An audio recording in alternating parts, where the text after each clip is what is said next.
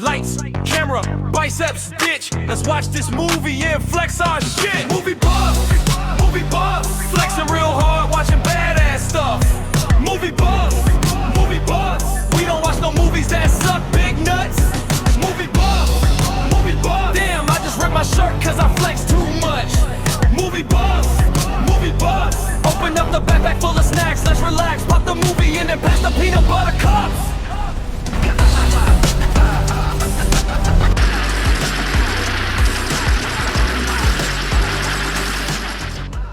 What up, guys? This is Adam here with another episode of Movie Buffs.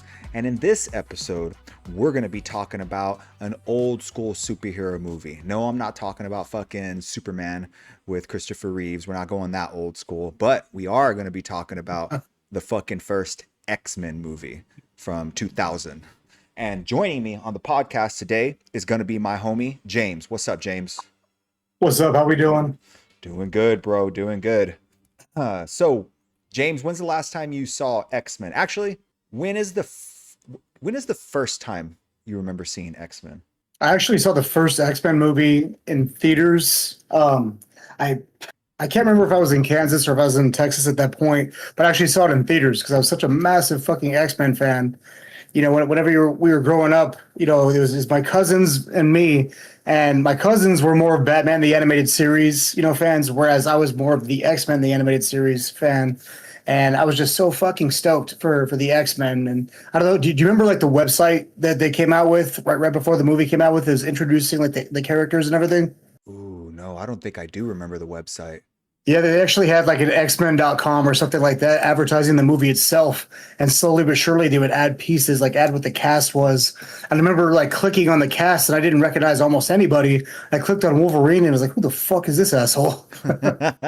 Yeah, dude. I had no idea who this guy was. Hugh Jackman, man, he was a fucking nobody at that goddamn point. I don't know if there's any movie that he came out with before X-Men that I had ever heard of or seen.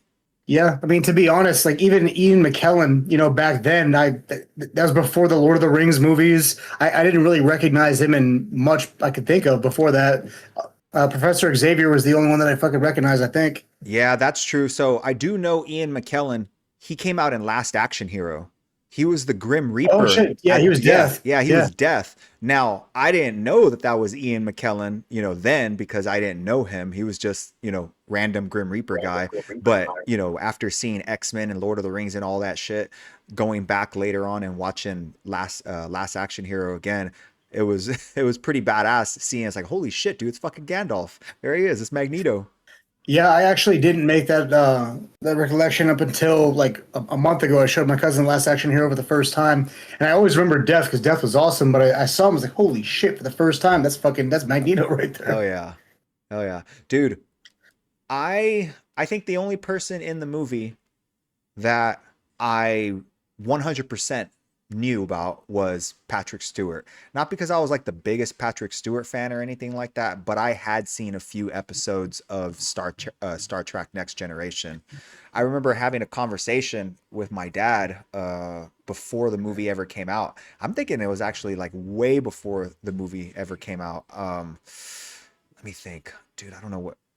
I don't remember. Maybe it was really close, but it was before the movie came out, and I remember. I think we were watching the cartoon or some shit like that where we were just talking about X-Men, and he asked me, who do you think should play Professor X? And without skipping a beat, the first person that came to mind, I said, that dude from Star Trek Next Generation, fucking Patrick Stewart. And it ended up being him. So that was pretty badass that he got the role. And he fucking nailed it. He is Professor X. Yeah, who'd have thought, man? It's probably been close to 30 years, probably like maybe 27 years since this first one came out, and he was just perfect. Yeah. But I never watched Star Trek because I've always kind of hated Star Trek. Well, not hated it, but I was kind of gay. I remember him specifically from that Robin Hood movie. He was not only in Robin Hood Men in Tights, but wasn't he in the actual Robin Hood movie? Oh shit, dude! I don't know, dude. I've only ever seen a couple of Robin Hood movies, and I don't remember them very well. I think I've seen Robin Hood Men in Tights like once. Yeah. And I saw that one with Russell Crowe once. and that's all. Like I didn't see the one Kevin Costner. I haven't seen any. I haven't seen any other Robin Hood movies besides that. I don't even think I've seen the Disney Robin Hood movie, the one with the Dude, fucking. the Disney one and the Kevin Costner one are pretty fucking great. Are I don't think they? I'd ever seen like it's Anna Paquin in the sequence in the scene right now that we're watching, given that first kiss. I don't even know if I knew who Anna Paquin was. Uh, I definitely didn't know who Hugh Jackman was. I'm trying to think of anybody else that I possibly know. I knew the name Rebecca Romaine Stamos. I think 'cause she was banging Jim Carrey back then, and I just knew her because she was getting that dick. But outside of that, man, I mean, yeah, nobody else. What the fuck? That's crazy. Dude, you know, so the movie starts off with the scene in Nazi Germany with Hmm. Magneto's fucking origin story, right? Where his power gets activated because they're taking his mom from him in the concentration camp. And as badass of an origin story that is, and it's fucking bad. It's really goddamn good. It makes his character have so much depth because of it. But it kind of sucks when you think about it, man, because that is a time specific event. And the later we get in time, we're already at 2026 now. If we wanted to have an X-Men movie that took place now, you can't really have a Magneto that grew up near the Holocaust. It's Yeah, it's too far away. It's like the further we get away from it, the more it can't happen. But it sucks because it's such an important part of his character. It's like what do you do at that point? What do you do when it's, 2040 and we want to do another X-Men movie or whatever, and we want to have Magneto and we want to show his origin story, but also have him set in the now and him not be 100 and 30 years old. Like, what do you do? yeah, that was the conversation about like a decade ago, maybe even 5 years ago. That was yeah, about 5 years ago. That was the conversation. That was the hard fucking hitting issue as far as what do we do with that. And that's when assholes were talking about casting, Denzel and whatever the fuck, Robert Esposito or whatever as X Men or as Professor X as Magneto, and I fucking hated that so goddamn much. Not specifically because I was against black people at all, but because it completely changes the entire character. To go from racial discrimination versus actual genocide, it's a big fucking difference. Yeah, it And doesn't make it luckily, doesn't make sense.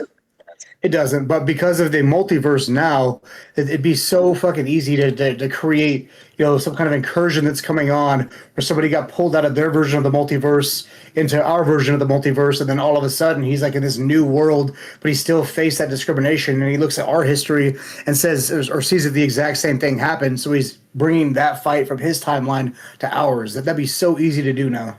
Yeah, that would be cool. The multiverse definitely does open up possibilities to where this isn't going to be a problem for long, uh, which is awesome. Now, if let's say they did want to have Magneto like change up Magneto's origin a little bit, they still want to give him a traumatic event that activated his powers and caused him to hate humans. What event do you think they would use that took place soon? That took place, closer to now than the Holocaust. Fucking 9/11. I don't know. Oh, Like that's there's that's not bad. there's That's not bad. yeah, January 6th, the insurrection. I don't fucking know. There hasn't really been a big deal out there. Like I mean, they could do like no, the Native Americans are way older than that. There's not really a big event close to that. The closest thing I hate to say would be the whole the racial like the rights movement with the black people, but that's not even comparable. That'd be like oh you can't use our water fountain. Guess what? I'm gonna exterminate all the fucking white people. Yeah. No, I mean Maybe they make him they, Russian and they or Ukrainian or whatever like that, and his origin is with fucking Russia murdering the Ukraine.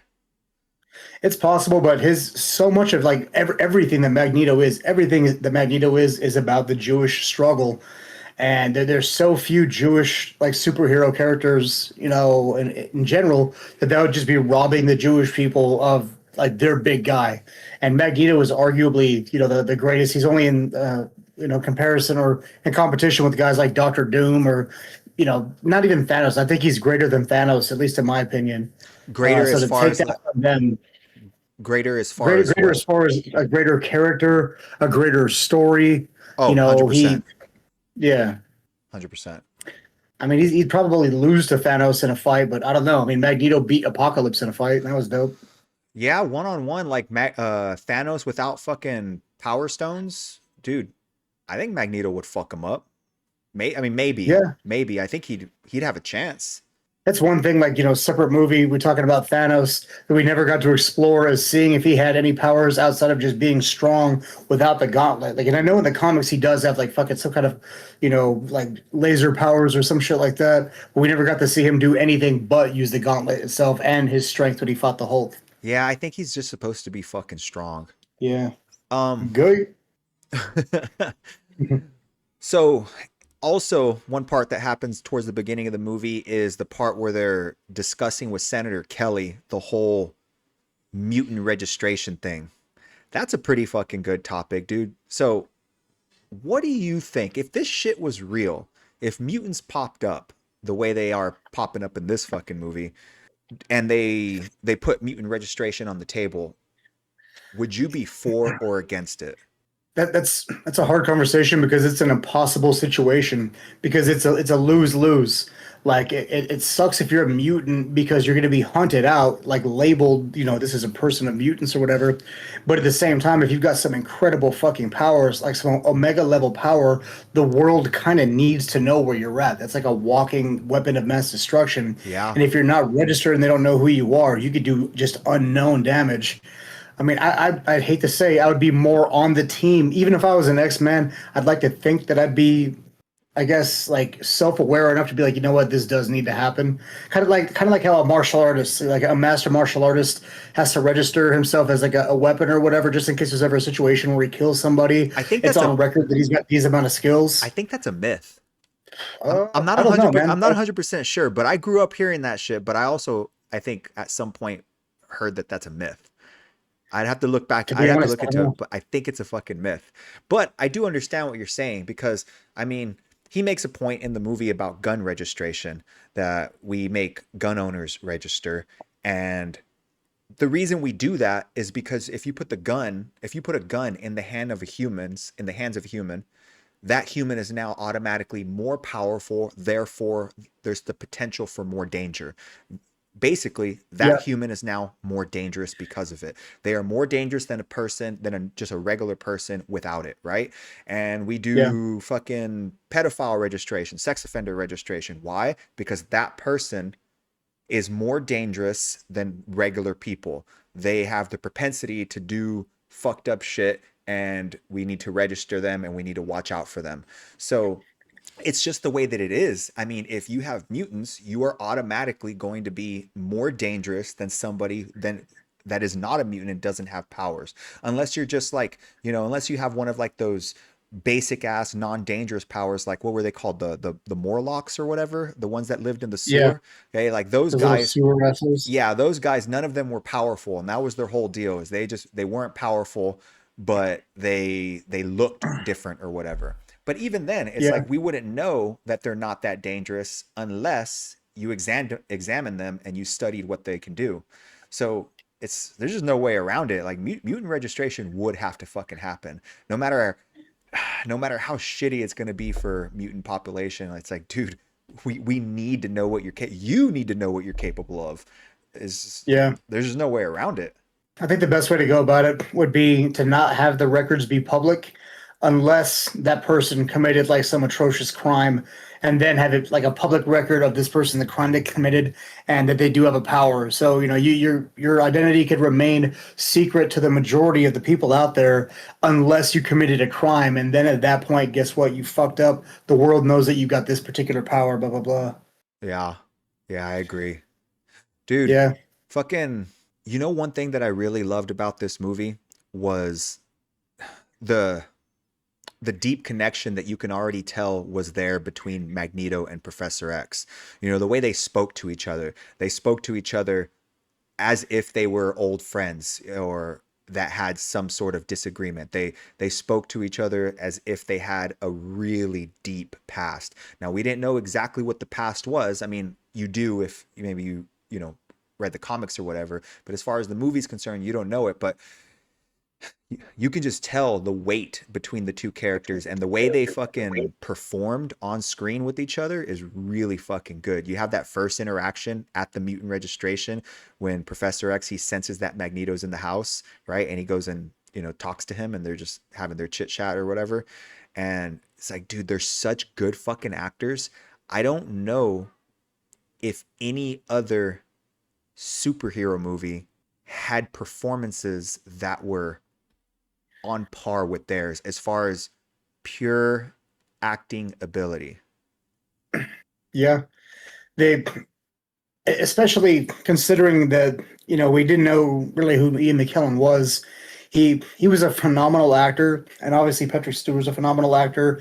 You know, both Academy Award winning, you know, guys. And this is before they were even acknowledged at that level of their acting abilities. I'm not sure what either of them did outside of the small talk we talked about before. I think But they're perfect for their choices. But I gotta say, like, X-Men is one of the most divisive movies in the entire world for me, because as a kid I wanted to love it so fucking bad, but they played it safe on every fucking level that you could play it safe on in this movie. And I don't know if it's specifically their fault, or they were just, this is one of the first, you know, superhero movies that came out or whatever. But, you know, and this isn't their fault, but I was so spoiled by the X-Men animated series cartoon. Which I was was hoping great. at least Magneto would be kind of buff. Like, Magneto was fucking shredded in the cartoon and in the toys. I was hoping Homeboy would have at least got like kind of swole for the role, but no, he's just a fucking old man. He's old man as fuck in this movie. Yeah, he is. Yeah, he is. Mhm. Man, I think both of them were, I want to say they were stage actors, like Shakespearean actors or some shit Yeah, like that. So that's where a lot of probably. that's where a lot of that skill comes from. And Mhm. it's not like there hasn't been great actors in current MCU movies or you know, DC movies or anything like that. I mean, you have Anthony Hopkins as fucking Thor's dad, Odin. You got Russell Crowe coming out as Zeus, but the performances that they give are pretty basic. There's not a whole lot of depth to them at all. Whereas you can feel the depth in these dudes whenever they're laying down their acting chops. Like it feels more special. And they do that throughout the entire, throughout almost all the X-Men, anytime we get them on screen. Now, that doesn't Yeah. always mean the movie's going to be great, because X-Men has huge highs and huge lows throughout its entire movie existence, unfortunately. And yes, you are right. They played it safe. I don't fault this movie for playing it safe. I really don't. But I do fault this movie for the continuance of playing it safe throughout all the subsequent movies that came out afterwards. It's one thing to Yeah. play it safe for the first fucking movie. I get it. You know, I mean, sometimes you don't want to go too overboard. Sometimes you might be worried that something's cheesy and you want to keep it a little bit more real. You know, I mean, like on a smaller scale, like the Ninja Turtles. You know, the Ninja Mhm. Turtles in the cartoon, you know, they have their letters on their belt buckles for their first names and shit like that. But they didn't put them on the movie. And if they had put them on the movie, it probably would have come across as a little cheesy. Mhm. So, you know, they're trying to make it more, they were worried about making the movie badass. Yeah. And I think they were trying to do that here. I think Bryan Singer was trying to do that shit here. He was trying to make it to where this movie was going to be taken seriously, and it was going to be badass, and it was going to be realistic. But in doing so, he fucking played it safe for years. And he wasn't the director behind every one of them, but he did come back later on down the line and direct more of them. He did this one, Yeah. he did part two, he did Days of Future Past, and I think he did, I want to say he did Apocalypse, but I'm not sure. So it it is his, I don't know, man. I don't like, I mean, once Bryan Singer was away from the fucking helm, I don't understand why they didn't rev it up. I could understand, again, I can understand them playing it safe for this one particular fucking movie for the first time. But the moment this movie was a smash hit, and then the next big superhero movie to come out besides X-Men 2 was the first, I think, Tobey Maguire Spider-Man movie. The Yeah. moment we saw that Spider-Man costume on screen and that it looked dope and that it worked and that nobody fucking had a problem with it, like the moment should have been seriously cutting the ribbon for fucking costumes on screen full force. Like Yeah. Agreed. there's no reason. There's no reason. And it's not like we didn't sort of have it before. We had Michael Keaton's Batman, we had the Batmans. As goofy as some of those movies might have been, still the suit did work on screen overall. And then of course we had Superman, and yeah, he looked a little cheesy or whatever like that because it was an old movie. But then again, it's an old fucking movie. So give it a break. Yeah. It could have fucking worked, dude. It could have worked, and we didn't get it for what? 25 years?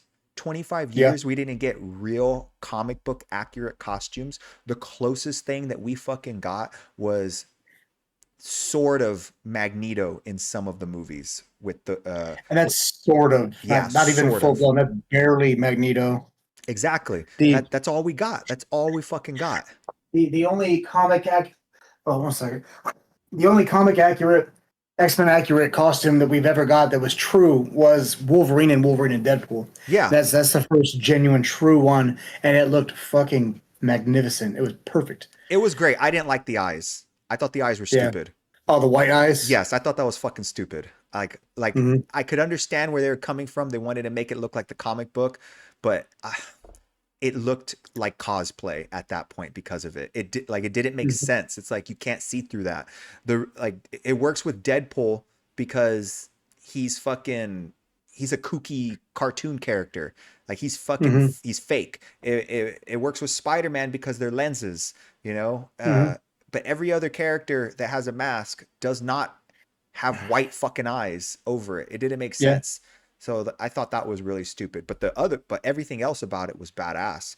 Did you ever see the deleted scene for the Wolverine? The one where he goes to Japan, Yeah, I did. where That was fucking perfect. where they unveil it and they show his Wolverine mask in a goddamn suitcase. Yep. And then they fuck us over and never give it to us. Exactly. It was like somebody wanted to give it to us. It was almost there, and they fucking took it away from us. And who was this stupid asshole that decided to make that a deleted scene and not an actual part of the movie? That was the best. Like, first off, I love that movie. Like, everybody hates on that movie. I love that movie. But that would have taken that movie from what was maybe a 7.5 to me to like an 8.5 easy. I don't hate that movie, but I've tried watching it, I think, on 2 different occasions let's say in the past few years. I saw it the Mhm. one time when it came out, and then I tried watching it a couple of times in the past few years. And dude, it's fucking boring. I'm just like, it's boring to me. It's not terrible. It's just kind of boring. Like that's my problem with it. Like there are some terrible ones, like X-Men 3 is fucking terrible. That's a shit movie. Fuck that goddamn movie. It But had some pretty awful shit in it. dude, I fucking hate that goddamn movie so much. Fuck that movie. The Wolverine, I think it just it was just too vanilla for me. It was just too boring. I get that. I've always been fascinated, and I loved the Japanese aspect of Wolverine's character, which is why I love this. I will say one thing that they've 1000% fucked up on is making the Silver Samurai that giant fucking Gundam character. They should have just given him a samurai outfit that was silver. That's it. It would have been fucking great. Yeah, that's stupid. I don't understand why they do something like that. It's like when they did that shit with Shredder in the fucking Michael Bay Turtle movies. Like that was fucking stupid. Yeah, that was ridiculous. It was overkill like a motherfucker. I'll tell you what, like a scene that we just passed is where they first introduced Sabretooth. To me, the biggest unsung hero in the movie is Sabretooth. Like he looked so fucking awesome. Like he did so good. Everything about Sabretooth in this movie is like a 10 out of 10 for me. I fucking loved it. I wish they would have given an entire movie dedicated to Wolverine and Sabretooth's interactions. I do like Sabretooth in this movie. I don't have a problem with Sabretooth in this movie. That being said, I liked Liev Schreiber's Sabretooth more in the Wolverine Origins movie. I just did. I thought he was fucking badass. He had way more character. He was a better actor because that guy who plays Sabretooth in this X-Men movie, the first one, he's not really a good actor. His biggest role outside of this is he's one of the he's a guy, he came out in Joe Dirt and he got into a fight with him and then he peed and then he peed on some he peed on a fire and set his penis on fire. That was his next biggest role. And then he was Michael Myers in the Rob Zombie movies, the Rob Zombie Halloween movies. Yeah, But I don't think agreed. Lee Schreiber is definitely, without a doubt, a better actor. I wish they would have just been a little braver, a little more, comic accurate with the way that he looked. Because Lee Schreiber, his basic look outside of the cool coat was trash. He just looked like some asshole. he did, but I mean, his healing factor was badass. His fights with Wolverine were pretty badass. He was a really good villainous character. He had more depth to him. We got to see the whole him growing up with Logan, which was fucking cool. Mm-hmm. So I mean all that stuff was really badass. And I don't know if the dude who plays Wolverine, Sabretooth in this movie would have been able to pull that depth off in another movie. Agreed. Yeah. He was a less experienced actor at that point or whatnot. Like that movie Wolverine Origins was as good as it was bad. There were horrible things about that movie. Horrible. That is a true guilty pleasure of mine. I still love that fucking movie. I don't give a shit. I love that movie. I don't love it because there are some really bad things about it. And I'm not even just talking about just Deadpool. Like, I know everybody, it's all about Deadpool because Deadpool this, Deadpool that. Dude, besides that, like, there are some really bad things. Like, that was the first movie, I think, that they did CGI claws. And the claws looked fucking shit. Mm-hmm. And I fucking hate that dude from the Black Eyed Peas. Like, fuck that dude. It's like, what are they doing sticking him in a goddamn movie? It's like, fuck that dude. I don't want to see that dude on screen. He was horrible. And let's see, what else? Gambit was kind of trash. Gambit was trash. And that, even if you were to say, it's like, oh, Gambit wasn't too bad in that movie, it still doesn't work because outside of Wolverine, the most popular X-Men character is probably Gambit. Would you say that? It used to be fan favorite. If you roll the clock back, let's say you just finished watching all the fucking X-Men cartoon series, right, from the 90s, and now you're here that a movie's coming out with the X-Men. At that point, Wolverine's the most popular. Who else is really fucking popular?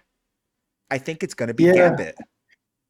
Gambit was definitely the coolest one. I mean, my favorite was always Colossus, but Gambit overall was the coolest one. And people didn't really appreciate Cyclops back then.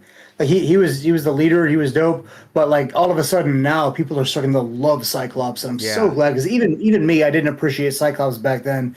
He was like the nerd to Wolverine. I was 100% on the Wolverine train, but now I am 100% on fucking Cyclops train. I'm so excited to see what they do with that character.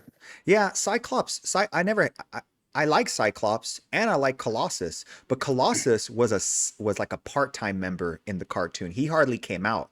So he wasn't that popular when it came to just the cartoon. And Cyclops, he was always a little bit vanilla in his personality because he was the leader. And that's just the way that he had to be. So Wolverine could be the bad boy and be fucking cool. He was like the Raphael, where Cyclops was like the Leonardo. Yeah. The same idea, like Captain America. Even Superman, I was always more pro the bad boys versus like, the Boy Scout characters back then. Exactly. Now, but yeah, a lot of people loved Gambit. And the thing is we got this movie and we had no Gambit. Then we had a second movie, no Gambit. We had a third movie, no Gambit. And it just kept going like that, dude. Like, no Gambit, no Gambit. And after a while, it was just fucking, dude, are we ever going to get Gambit? And then when we finally do, we get him one time and we get him for what? 5 minutes? Maybe 10 at the most? Yeah, and he was so bad. His powers made no fucking sense. All the CG in that movie was complete trash. Remember when that ladder came down and falling on Wolverine and he was chopping it with his claws and it was just disintegrating the ladder? Like, the ladder was just exploding with his claws. It's like, Jesus. That was so stupid. Yeah, that was so dumb, dude. And then he, instead of just throwing the playing cards, he was like levitating them and fucking using telekinesis to throw them or some shit. Yeah, like that part where he made them like come up and then he just forced his hand and they were just shooting out of his hand. That was kind Exactly. of dumb. Exactly. That was kind of dumb. That was It stupid. didn't make any fucking sense. You know, I appreciated they didn't even get the fucking outfit right. The guy had a horrible accent. Like Yeah. it was bad. It was bad. I gotta say, like I know that you have reservations about the new Gambit, but I fucking nine out of 10 for me with the Channing Tatum Gambit. I fucking loved Gambit in that movie. The costume was great. Channing Tatum Mhm. put up a really good fight scene during the battle, and he Mhm. was funny and he was trying to nail the accent as much as possible. So I give him props for doing the accent and all that good stuff. I just don't like Channing Mhm. Tatum. I just don't. Yeah, I don't I like agree him. with that. Yeah. I'm not a fan of him either. So it's like I I don't care how great the character was in the movie. If it's with an actor that I don't like, it's gonna fucking mess it up for me a little bit. It just is. So like I there were a lot of good things about him, so I'm not gonna hate on him too much, but I don't like Channing Tatum. Fuck that guy. I get it. One thing I'll say in his defense is, you know, way back in the Wolverine origin movies, there were stories of Channing Tatum, you know, trying to get that movie made for Gambit, and I thought that was just him just picking a fucking character, or them trying to, or the more so the studio picking Channing Tatum because he just came up with Magic Mike and he was a popular character, and I thought he was going to ruin it because he had no soul. But in the backstage interviews, Channing Tatum talks about his entire life. His favorite character was always Gambit, and he obsessed over that character, and it was him pursuing that role. So I absolutely love that he's got dedication to the character, and they took Gambit, like besides the silly accent and the things that he would say, they made Gambit about as badass as you could possibly do. They made him like genuinely a threat in that movie, and I love that. It was cool. Like, yeah, he was cool, and that is a good movie overall. I'm not the biggest Deadpool fan, but Yeah. that movie's pretty goddamn good for sure. I'll tell you what, the two things that I think that really could have fixed or could have made the original X-Men movie better is because you got to remember Blade had come out before X-Men, and Blade just felt on a completely different level as far as an accurate superhero portrayal than the X-Men movie overall did. Blade by all means feels like it should have came out after X-Men. It was a more polished superhero movie than X-Men was, because I'm sorry, Blade is a better movie than X-Men. Yes, Blade is a better movie than X-Men. Blade's a better action movie. It's a better it's a better fighting movie. It's a better superhero movie. This movie's great. And This movie is great, but Blade is better. it is, and number two is fucking. I mean, like Rogue was such a piece of shit in this movie, and I tell you, it's one of my favorite characters, and I have no explanation why. Of the X-Men was Jubilee. I fucking love Jubilee for some reason. I love that fucking character, and I think they could have used Jubilee instead of fucking Rogue if they're gonna be pussies about giving Rogue any powers besides her fucking leech power, which is fucking retarded. Yeah. Like, I think Jubilee would have been a better fit. Yeah, I want to say I know they had plans for Jubilee at some point and it just never happened for whatever reason. But Well, she had that little cameo in the background in either two or three where she's just like a student in the back wearing the yellow fucking coat. I think she was in, was it this one? No, maybe she wasn't in this one. I want to say I do remember seeing her just recently when I watched the movie, but I also watched Mhm. X2 like a few days later, Yeah. so I could be blending the two. But yes, they do show her for a hot moment sitting in one of the classrooms. I do remember that shit. Yeah. Dude, you know what's kind of crazy is Hmm. is how tame Wolverine's healing factor was in this movie. So, you know, earlier when Wolverine and Rogue get ambushed by Sabretooth and he's beating the Mhm. shit out of Wolverine and he fucking just knocks him out. He hits him with like a tree or something and just knocks him out. And then they get saved by the X-Men and he stays knocked out all the way for the trip home, all the way until they put him into the fucking the medical room and they put him on the gurney and all that shit. And then Yep. she's examining him. And then when she starts to put a needle inside of him, then he wakes up finally, right? So he was Yeah. knocked out during all that shit from just getting hit by a tree. Meanwhile, later on, like for instance in the Wolverine movie, that motherfucker takes a goddamn nuclear blast without getting knocked Yep. out. So Yep. Dude, even I would have healed faster than that fucking log hit than Wolverine did in this movie. Like they definitely pussied him up a bit, but I again new to the character. They were still new to making superhero movies.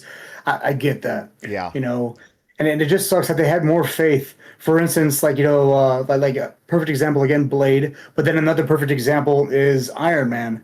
Like they didn't play it safe with Iron Man. They They went didn't. fucking full balls out with Iron Man, and people obsessed over it.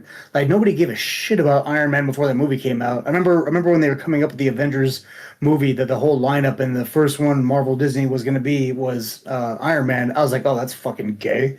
I had no knowledge of Thor. I knew Thor as a mythical character, but I had no knowledge about him as an actual character in Disney or in Marvel at the time. I was like, man, fucking Disney's fucking up or Marvel's fucking up. These are going to be so gay. And then they just turned out to be incredible. But they Yeah. didn't play it safe. And I really wish X-Men wouldn't have played it safe, but I get it. Like, I understand why.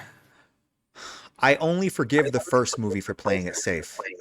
Yeah. After that, dude, they should have ramped that shit up and they should have ramped it up hard. We should have gotten costumes. We should have gotten big hulking characters, like big giant Yeah. fucking monster characters. We should Yep. have gotten space stuff. We should have gotten aliens. We should have gotten all kinds of fucking badass shit. We should have had Apocalypse by the third goddamn movie, or at least the mentioning Yep. of Apocalypse by the third goddamn movie. Dude, at least Mr. Sinister. At At least, fucking least yeah, Sinister. for sure. Like the second movie had a pretty decent glow up, but what like most people will consider the second X-Men movie, X2, the best X-Men movie. And to a certain extent, I get it. Like they really glowed up. Like Wolverine was fucking badass. Some of the other characters are incredible. They brought in, Colossus, which fucked them for not even giving Colossus a fucking Russian accent with his one word that he said, his one I line. You could couldn't fake help. a fucking Russian accent. But I will say, like, I hate General Stryker as a fucking villain. Like he's a fucking faggot to me. I hate him as a villain. I don't mind General Stryker, but the thing is, like, if you're gonna have like General Stryker is gonna be one of those behind the scenes puppet master kind of characters, the one who's doing who's making all the plans and making all the moves and making bad shit happen. But he's not a formidable character. He's not the character who's Yeah. gonna be going toe to toe. And Yeah. unfortunately, they didn't really have a great one. The only thing they had was like that kind of weak version of Lady Deathstrike. And that Yeah. was just like she wasn't all that. And then eventually Magneto became kind of the bad guy and again. And yeah, that's cool too. But yeah, I think they were missing a really badass bad guy the entire time. Stryker was, I think, okay, but he needed somebody a little bit more badass. Like Magneto is badass, period. But then he also had Sabretooth, who was pretty badass. And he also had Mystique, who's really fucking badass. So we were not short of badass villains to go toe to toe with the X-Men in this movie. And X-Men 2, it was a different story. Yeah, the Brotherhood. This was a nice start of the Brotherhood, versus the X-Men. The guy that played Toad, the same dude that played Darth Maul, fucking incredible. He looked great. Everything about Toad was awesome, and Toad by all means shouldn't have been awesome. He's just a fucking shit little character. But the guy that played him was phenomenal with it. We already talked about Sabretooth being incredible. Mystique. I like this Mystique infinitely more than the new fucking Mystique that we got by Jennifer Lawrence. Dude, a Like, thousand times oh, more. A dude, thousand so much times more. better.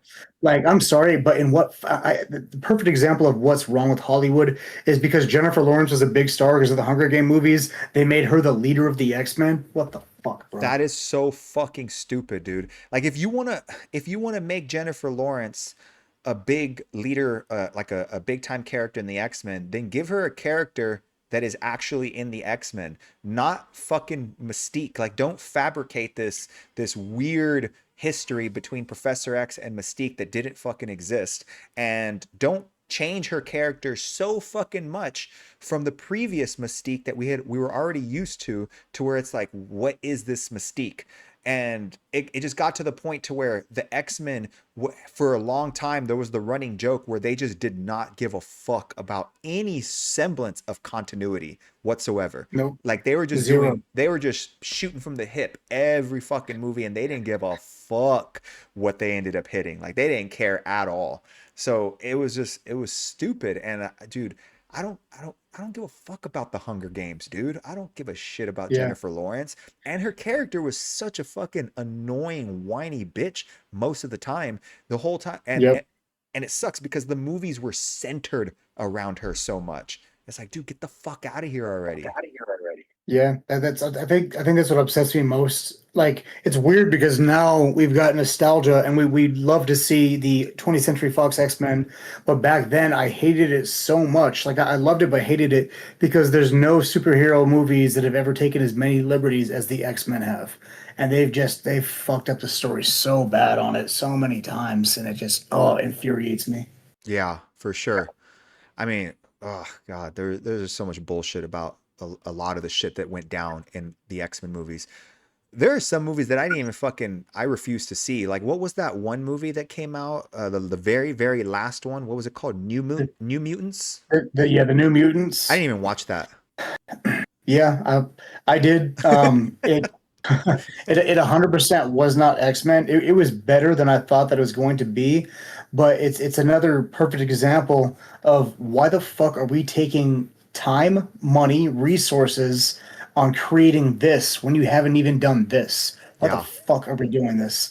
Like kind of like what's that fucking what's that gay ass fucking new team? It's not the new mutants. It's got that dude with a black bolt that could fucking speak all loud. What was that team's name? Oh, the Illuminati, right? No, well, I mean, it was the Illuminati, but they had a separate. They had their own. Like, remember, it was a TV series. They created like a TV Oh, series yeah, for it. the Inhumans. Yeah, the Inhumans. Perfect example. The fucking Inhumans. Like that was so. Why are we wasting time on creating this when you've got so many characters? Like another reason why I kind of have a serious hatred for James Gunn.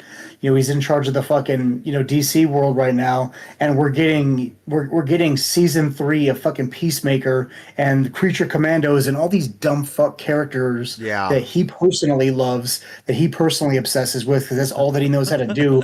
Before we're getting shit like Green Lantern movies, and I don't know if you like this is off topic, admittedly, but have you seen the trailers for the lanterns, the first couple trailers? It I've looks s- kind of fucking boring to me. I've seen some screenshots of it. I have not actually watched any trailers of it. I don't like that one dude who is playing Hal Jordan. I don't like that Me actor. neither. I've never liked that dude. And anything that he comes out in, he just seems like a little bitch. Yeah, and he's not good for fucking Hal. He's just horrible for fucking Hal. Oh man, the fact that they're already starting with old man Hal when Hal Jordan is the greatest Green Lantern of all time, you fucking idiots. Yeah, I don't Oh god, understand what this they're is coming from. Like it's all fucking messy. Now I will going back to the Inhumans. I don't hate the fact that they tried the Inhumans, but I hated that fucking show because the Inhumans was a spin-off, was supposed to be kind of a spin-off connection to Agents of Shield. And Agents of Shield, I mean, dude, Agents of Shield got really fucking good. In season Mhm. 2 and season 3, they brought in a huge Inhuman storyline and it had a lot of parallels, kind of like with the X-Men or whatever, for sure, Mhm. in feel, but they did it really, really well. Like it was really fucking good. It was so good that they were like, let's make the Inhuman show. And then they Yeah. made it, and it was such fucking dog shit that I don't even know if they finished out the first season, but if they did, like it just got canceled fucking fast because it was I just did. so bad. It was It so was never bad. officially released. Yeah, it was that bad. Yeah, and And I remember watching it and dude, like at that time, Agents of Shield was fucking it was on fire. Arrow was kind of on fire. Flash was on yeah. fire. So like the shows were doing great. And Hmm. when that shit came out, I fucking watched the first episode and I was like, dude, this kind of sucks dick. Like what the fuck is this? It did. Uh It was so fucking gay. Fucking back to X-Men. Couple of things I just wasn't on board with is I love the guy they chose to play Senator Kelly. I thought he was a perfect choice for the character Senator Kelly, but his whole fucking deal where he turns into like a jellyfish fucking floppy dude, whatever the fuck, was completely retarded. It made no sense to me. Uh, Yeah, and they could have come up with a better random mutation, you know? I mean, yeah, unless that was supposed to signify that he wasn't really a mutant, he was just falling apart. But I don't know. Like I think that was supposed to be his mutation overall. yeah, that's the way that they build it, and it was kind of a weak point that didn't get explained well. And the scene we're watching right now, it's Bobby Drake, where who we assume is Bobby Drake, it's actually Mystique, dressed as Bobby Drake. Breaks up with Rogue or tells Rogue to fuck off. Like, what did you think about Iceman in this movie? I think Iceman is okay. I mean, he doesn't do a whole lot in the movie, but I think he's okay. I've never really given a fuck about Iceman. So he wasn't like he was okay. He made the little ice flower. He was, chilling with Rogue, you know, the two of them were eyeing each other and shit like that. So he was Hmm. okay. I don't have a problem with him. He had kind of some cooler fight scenes in Days of Future Past, which I did like. Hmm. In Yeah. part two, he had a little bit more, screen time. He wasn't too bad in part two, but he was just okay. Yeah, I mean, he's again, this is a victim of its own time. He was underpowered as fuck because, Bobby Drake is an Omega level mutant, and he's, I feel similar to the way that I felt like Sub-Zero in the Mortal Kombat movie. He was limited at the time by computer graphics and what they were able to do. Sub-Zero is capable of doing so much badass shit with his ice powers, but in the first Mortal Kombat movie, he just creates that dumb fucking ice bubble that's retarded. But similar to this, like they couldn't do as much with the ice powers, probably because of a budget reasonings or whatever, as he should be. And even then, though, I mean, I feel I'm not, this is just pure fucking just speculation, but I almost feel like they made Iceman an Omega level mutant just to try to make people like him more because he's really just another ice guy. Because there's a lot of fucking ice guys and chicks in the comic book world. There just is. There's so many ice people. I mean, Killer Frost, you got Mr. Freeze, you got like whatever, right? Like it's just there's just ice people all over the fucking place. So Hmm. I think I feel like they did it to make him cooler, and I just even that doesn't do it for me. Like I don't even, so I mean, what is he gonna do? Just like turn into winter? To, like fucking make it snow outside? It's like I'm so powerful, I made it snow in the entire world. It's like, all right, cool, but how does that gonna make the movie more badass? Be a crazy point to think about is whether he became an Omega level mutant before or after they announced that he was gay. Like maybe Oh, they announced that he was gay, and then people, fought back against that, and they were like, "Oh, fuck this character," and they're like, "Oh no, we got to do something." So they made him Omega level at that point. Like I wonder which came first, the chicken or that the gay. that's that's a good fucking question, bro. That is a Yeah. good question. I hate it. They made him gay. Like it's totally cool if you have a gay X-Men, but make him gay from the start. Wait, The same thing is like, go so ahead. is he gay like still, or was he gay like in a specific universe or what? No, and in the normal continuity universe, he's 100% gay. It's not like how they made Colossus gay in the Ultimate Universe. Like that though, Bobby Drake is 100% gay now. That is so fucking gay. That's so fucking gay, Dude, bro. I And hate then when they it's do that shit. Like when they fucking make Constantine a goddamn bisexual. It's like, I'm sorry, dude. At that point, you're fucking gay. Like you just are. You're dude, gay. and how they made Morph gay in X-Men 97, and they Oh tried to yeah, hint at a relationship with him and Wolverine. I yeah. was like, don't you fucking dare! And Don't you they did the fucking same thing with Aqualad. yeah. Oh, they made. Oh my god, that was so gay. That was so Like, gay. Like it's just keep going down the list, dude. You can just keep going down the list of how many times they fucking do it. And every time they do it, it's like the sympathizers or whatever you want to call them are like, it's not that big of a deal. It's one character. It's like, no, it's not one character. Like it's gonna be another character and another character and another character and another character. It's never gonna yeah, stop. It's the same way they made Dumbledore gay, and I don't give a fuck what they did. anybody says. I don't care what anybody says. There are some people out there who say no, Dumbledore was gay in the books. But yet they can't show me one section of the book where it literally says he is gay, he kissed a guy, he did this or that with a guy. All they have apparently in the books is, I guess he had letters. He wrote letters back and forth with Grindelwald, and I think he called him like his close friend or something like that. That's it. That's it. That's all they got. Yeah. That's all they got. Guess But what? You're my close friend, and we ain't gay. exactly, exactly. Bro, fucking that like in what was that show? Not Teen Titans, not Injustice, but what was the Teen Titans show? The really good one, Young Justice. Young Yes. Justice was a fucking 10 out of 10, but I stopped watching after they made Aqualad gay. I was like, when they started having him making out with that dude, I was like, you know what? No, fuck this show. Oh, Like, just that's just just create a new gay character. Like, I have no problem. Create a new gay character, 100%. That's totally fine. Don't take an established dope ass character like Aqualad and make him Cockwalad. dude. Like, I don't know why they do that.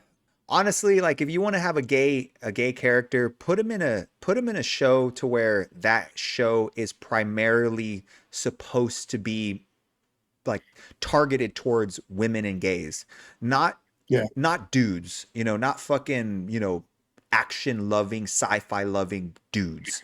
Like keep it like we don't like it. It's stupid to us. It's fucking retarded. It's the same reason we're not going to go and watch, Devil Wears Prada or, The Notebook or something like that. It's like, I'm sorry, we don't feel like watching that shit. We want to watch exactly. something that's fucking badass, and two dudes kissing each other is fucking gay and we don't want to watch that shit either. So keep it out of our shows. Go make it like put it in the Supergirl show, put it Yeah. in yeah, put it in the She-Hulk show, put it in those fucking chicky fag shows or what. Dude, like I want my man's man fucking movie. Perfect example, like fucking Commando. I love Commando, but choosing Freddie Mercury in a chainmail suit as the main villain was not okay. That was so fucking gay, dog. When Arnold was struggling to overpower Freddie Mercury in a chainmail, I was like, "Are you fucking serious right now? Ooh, This motherfucker has zero muscles, dog. What the fuck? The strongest thing on him is his mustache." that was one of the worst fucking villains ever, dude. Like just completely lopsided. It was such dog shit. It was. That's so fun. That movie could have been so fucking great. It was a good movie still, but damn, that was the worst fucking villain ever. He was the only fit for like a Steven Seagal fucking villain role. Dude, what was kind of dumb in the movie? A little bit of not a full on plot hole, but it was stupid. Was how this whole time they're trying to get Rogue. They're trying to steal Yeah. Rogue so that they can have her power that fucking mutant making machine. They tried to take her in the Mhm. beginning when she was with Wolverine, and then they try to Yeah. take her over here at the train station and they succeed. But before that, the way they got her to go to the train station was Mystique was literally already infiltrated into the school, sitting right next to Rogue as Bobby Mhm. Drake. She could have literally said, as Bobby Drake, "Hey, let's go for a walk. Hey, let's go over here," and then they just fucking walk away, and then she just Mystique kicks the fuck out of Rogue and then just takes her. Like, I don't Right. understand why they went through this convoluted way to have a battle at the train station. It doesn't make any sense. Seriously. He's like, "Hey Rogue, let's go fuck." And then he Yeah. like knocks her out and then like takes her to the fucking train station. He already So many ways that he could have done better. She was already there. She was already there Mhm. at the school sitting next to Rogue, the Yeah. person they're trying to steal. And yet Yeah. she doesn't fucking take her. That like I didn't realize that until the last time this last time I watched it. I was like, dude, she's right there. Why isn't she just taking her? Yeah. I'll tell you what, the scene that just played right now is the scene where Sabretooth grabs Storm and pushes her against the wall. It's like, "You owe me a scream." That is, despite his lack of acting, that was a perfectly acted moment. That was like a horror movie moment. Just, "You owe me a scream." That's the essence of Sabretooth. I fucking love that. Yeah, that was good. He did good right there. Like they really they limited his speaking roles, and the speaking roles they gave him, they worked really well for him. Like Mhm. they didn't overdo it with him for sure, because I don't think he would have been Yeah. able to handle it overall. Man, it sucks how fucking how Magneto will just always be able to own Wolverine, like no matter what. Yeah. No matter how Yeah. cool Wolverine is, no matter how good his healing factor is, it's like Magneto is just 100% his fucking daddy and every time they fight. Dude, like he could sense metal, like even stronger than Wolverine's smell factor and enhanced senses. Like Magneto can sense the fucking metal in the center of the universe, in the center of the fucking Earth. He's Yeah. gonna know exactly where Wolverine's at all times. There's no chance Wolverine ever has. Like, dude, like I'm looking at Magneto's costume. They could have at least put muscles under the costume. He looks like such a fucking weak asshole. Like, put some fake muscles under the costume, bro. I love Ian McKellen, I do, but my boy deserved better. Yeah. I mean, he's just so old, he's so old, but he's such What's a crazy, great he was actor. old then. He I was old know. then, and he's still playing him now. Now Dude, he's real fucking old. Holy shit. dude, he's really Watch him fucking be old. like 45 in this movie. We just didn't know. The one thing that I think is really like one of the things that I think is really fucking awesome though, and I think we lucked out big time with it, is as awesome as Ian McKellen is as Magneto, Michael Fassbender is arguably better. I think he's better. He right? He Yeah, might be. yeah, I he's think better. he's better as well. Like not way better, but if nothing else, like he's fit. He looks ripped, and he's more vicious. He's Yes, more vicious. He's got anger. Ian McKellen is an infinitely better Gandalf than he was in Magneto. I agree. Yeah. That's and that's that he's a good Magneto, but he was a fucking Yeah, he's a amazing good Gandalf. Magneto. He Yeah. is. He's amazing Gandalf. He's just too old and he's not angry enough. Like he that not it's very rare that he exhibits the kind of passion of hate and rage that he needed to be able to play a good like the perfect Magneto to me at least. Dude, I love Magneto so much. Outside of Wolverine, even though he's not an X-Men, he's my favorite quotation X-Men character. Yeah, I mean, like Fassbender, like in a perfect world for the new X-Men, I wouldn't even be mad if they just kept Fassbender as Magneto. Like, not They everybody should. needs to fucking be redone. He'd be perfect. It's been long enough. It's been like over a decade. They could add a little white into his hair, get him all fucking ripped, and he'd be a perfect Magneto again. He should. Honestly, I think one of the it's it sucks to say, but he's so good as Magneto and he's such a good actor. I don't know. He would almost stand out like a sore thumb in an MCU movie because usually acting is pretty fucking mid tier in MCU movies. Yeah, I mean, it depends on which one, but it's not like Michael Fassbender is definitely a top tier actor, and he could keep up with like Robert Downey Jr. for sure in all the fucking ways. I mean, But I think he like his performances as Magneto are more captivating and more and like have more acting chops than Robert Downey Jr. as Iron Man. Robert Downey Jr. is cool, like he's funny, he says a lot of cool stuff, but there's not a like there's no dramatic there's very little dramatic acting in the MCU. And when it does happen, it's very quick.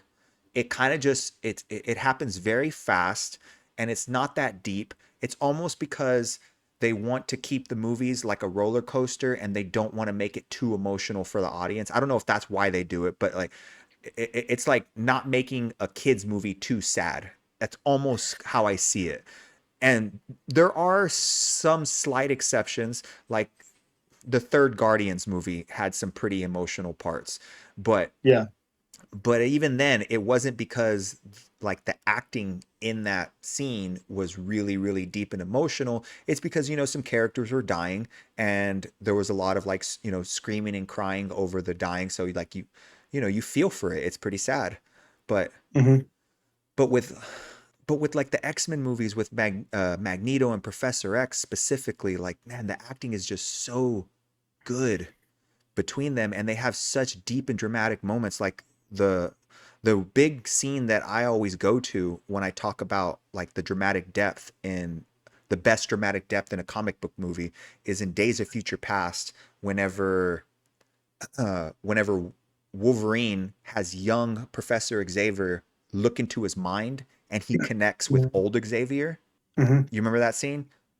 Yeah. Yeah, so like that scene right there, if you watch it, like it's really fucking good. It's a really deep emotional scene and both of them did really well, young Xavier and old Xavier. And there's not a whole lot of scenes in any of the MCU movies that come close to having that kind of feel to it. They just like hmm even when they get a great actor, they'll get a great actor and they'll have them do some kind of just very basic stuff. Like Yeah. fucking Anthony Hopkins and or fucking Christian Bale as what was his name? Gore? Yeah. Gore the God Butcher. Yeah, like dude, Christian God, they Bale's a fucked him bad up. motherfucker. And Gore, like what they did with him, it was whatever. And it's because he was in a fucking shithole of a movie. It was criminal. Like he is such a phenomenal actor. He could have done so much better, and it's just what they made him do. And I 1000% blame fucking whatever that asshole's actor name is or director. I forgot. Uh, Wakiti or whatever his fucking name yeah, is. Taiki Wakiki, whatever the fuck. Yeah, he even like I remember seeing interviews where he was joking around about the movie, basically like telling us, like trolling us, oh, it's not that serious, guys, come on. And it's like, yes, it is, motherfucker. Yes, it fucking is. It Some of us, is. this is like extremely important. Yeah, I know. Like, It's like you don't like we have to wait years and years and years for these specific movies to come out. Like if you look between how many years were between each Thor movie, if you're a Thor fan, You know, if like you're always looking forward to specifically the next Thor movie, you know, you're having to wait X amount of years between each Thor movie. So you don't want them when they finally come out to suck dick. You don't want them to be Uh-huh. fucking trash. You don't want them to fucking for you to watch it and be like, what the fuck were they thinking? Just to be Yeah. told it's okay, bro. It ain't that serious. It's like, man, fuck you, dude. Dude, if it wasn't that serious, why are they dumping hundreds of millions of dollars into creating this, employing thousands of people to create this movie, Exactly. this piece of art? It's like you're gonna sit there and tell me it's not that serious? Get fucked. Yeah. You know, most people think that we're talking about the idea of dramatic parts. You know, in the X-Men versus the Avengers. One of the most dramatic scenes in any superhero movie ever, to me, is in a movie that everybody else hates except me. Dark Phoenix. I fucking loved the movie Dark Phoenix, and that train scene with Michael Fassbender in the train where he's fighting those what were supposed to be Skrulls, but they couldn't get the rights to him, so they had him be whatever asshole aliens. Where he's fighting the fucking Skrulls on that train, and his use of powers is, oh my god, that was such an emotional moment. Even the Nightcrawler, I fucking hate that little emo fag Nightcrawler that they chose, but the moment where he grabbed the fucking person and he disappeared and he dropped them back in front of the train and they got hit, like everything about that scene was just tense to me. Oh, I loved Okay. it. So I don't hate Dark Phoenix. It's it's a mixed bag of a movie. You know, like it's another example of them kind of playing it safe. You know, like Hmm. they did it with the third movie, and then they did it, and they thought they were trying to fit. It's almost as if Dark Phoenix was trying to make right with part three or whatever, but Yeah. it didn't really work. Okay, but there were some cool moments in that movie, and I wouldn't say that that train scene was necessarily like what I consider a dramatic scene, but Hmm. goddamn, was it an amazing fucking action scene. That was probably the best superhero fight scene there is. I mean, when it comes to It was powers, incredible. when it comes to Yeah. showing powers, dude, it was so fucking good. Magneto was so goddamn badass in that train scene, and the He music was was. so fucking good. I think that's why it has a dramatic effect on you. It's because the Yeah. music is so fucking good that's Yeah. attached to it. You know, like True. it's just, oh man, it's that's such a good scene, and it sucks that that fight scene is in a movie that overall people don't really care about, but Dude. it doesn't get enough respect for how good it is because, man, like I'm trying to think of the best fight scenes in, let's say, MCU movies, right? So you Mhm. got Captain America versus Winter Soldier at the highway scene. That one's really good. You got Doctor Strange and his first battle with Thanos. That was pretty good. Yeah. You have the final battle on an Endgame, which was pretty good. Let's see what else. What else? I mean, there are some fun fight scenes out there for sure, but when it comes to just like holy shit, that was fucking amazingly epic. That was just so goddamn badass. Like there's it's actually kind of a short list when you really think about it. Yeah. It is. I mean, like, but it's okay overall because like that doesn't make or break a movie. A movie can be great without a really, really, really badass great fight scene. But dude, when it does happen, it is absolutely appreciated and loved when I see it. And dude, in fucking Dark Phoenix, that shit was badass. It was so good. Dude, that was the best example of Magneto losing his shit. He was just over it. He didn't give a fuck. He's just running through these, like, just showing how powerful he is compared to any of those other fucking stupid aliens, whatever the fuck they were called. Man, I fucking love that scene so much. Yeah, it was good, man. It was really fucking good. Yeah, What do you what do you think of fucking what's his face who plays Cyclops? What do you think of him? As somebody who likes Cyclops, what do you think of him? you talking about James Marsden or the new one? Um, who's the new one? The new one. He's the guy that played Cyclops in First Oh, Class, the younger and guy. the other ones. The younger The guy. younger Yeah. guy. I'm talking about the one in this movie, X-Men. I think James Marsden was criminally underutilized. I think that he had the ability to be an incredible Cyclops, but they cut his balls off. Like they never once gave him a dope fucking scene. Cyclops didn't have any solidly cool scenes.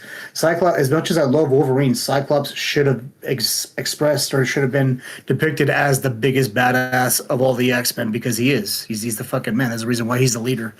And they just cut his balls off because Wolverine was more popular, which to me was criminal, and so much so to the point where they even killed him in the third one, like off screen. It was what the fuck. That was so fucking disrespectful. Like that was just such dog shit killing him like that. Yeah, It's like that was trash. if you're an X-Men fan, like dude, I don't even know how you're supposed to stomach that shit. It's like that's like Hulk getting knocked out in Infinity War.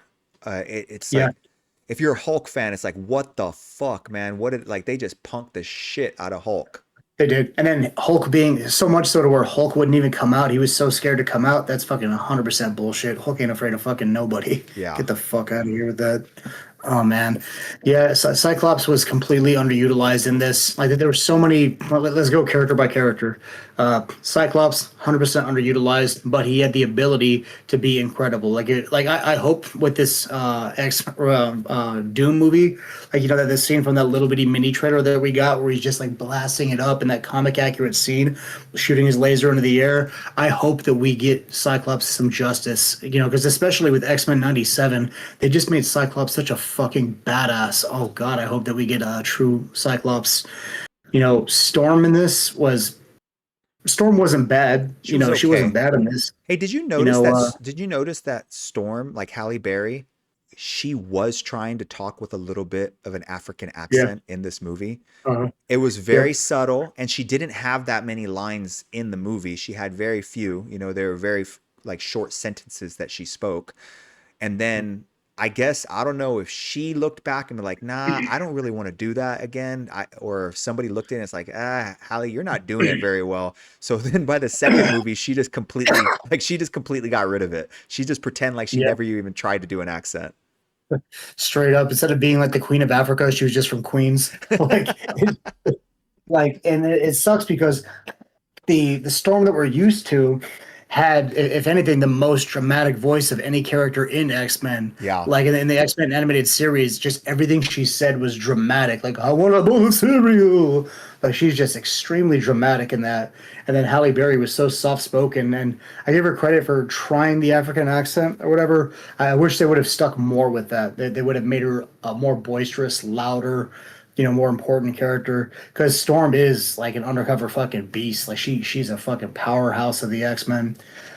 Rogue was the worst. Rogue was the worst character in this movie. Oh my God, she fucking sucked every dick at the party. It's just because she was so fucking like useless. She was so weak. She was a damsel in distress the entire fucking time, you know? So it sucks because you literally went, if you're a fan of the X-Men cartoon from the 90s, if that was your main story, and even if the comics, but let's say, you know, you just got finished watching all the cartoon, okay, and then you go to the movie, Rogue's character literally went from being the powerhouse of the team, the strongest in the team, to becoming the weakest damsel in distress on the team. Yeah, she's probably even stronger than Colossus if you think about it. You know, probably.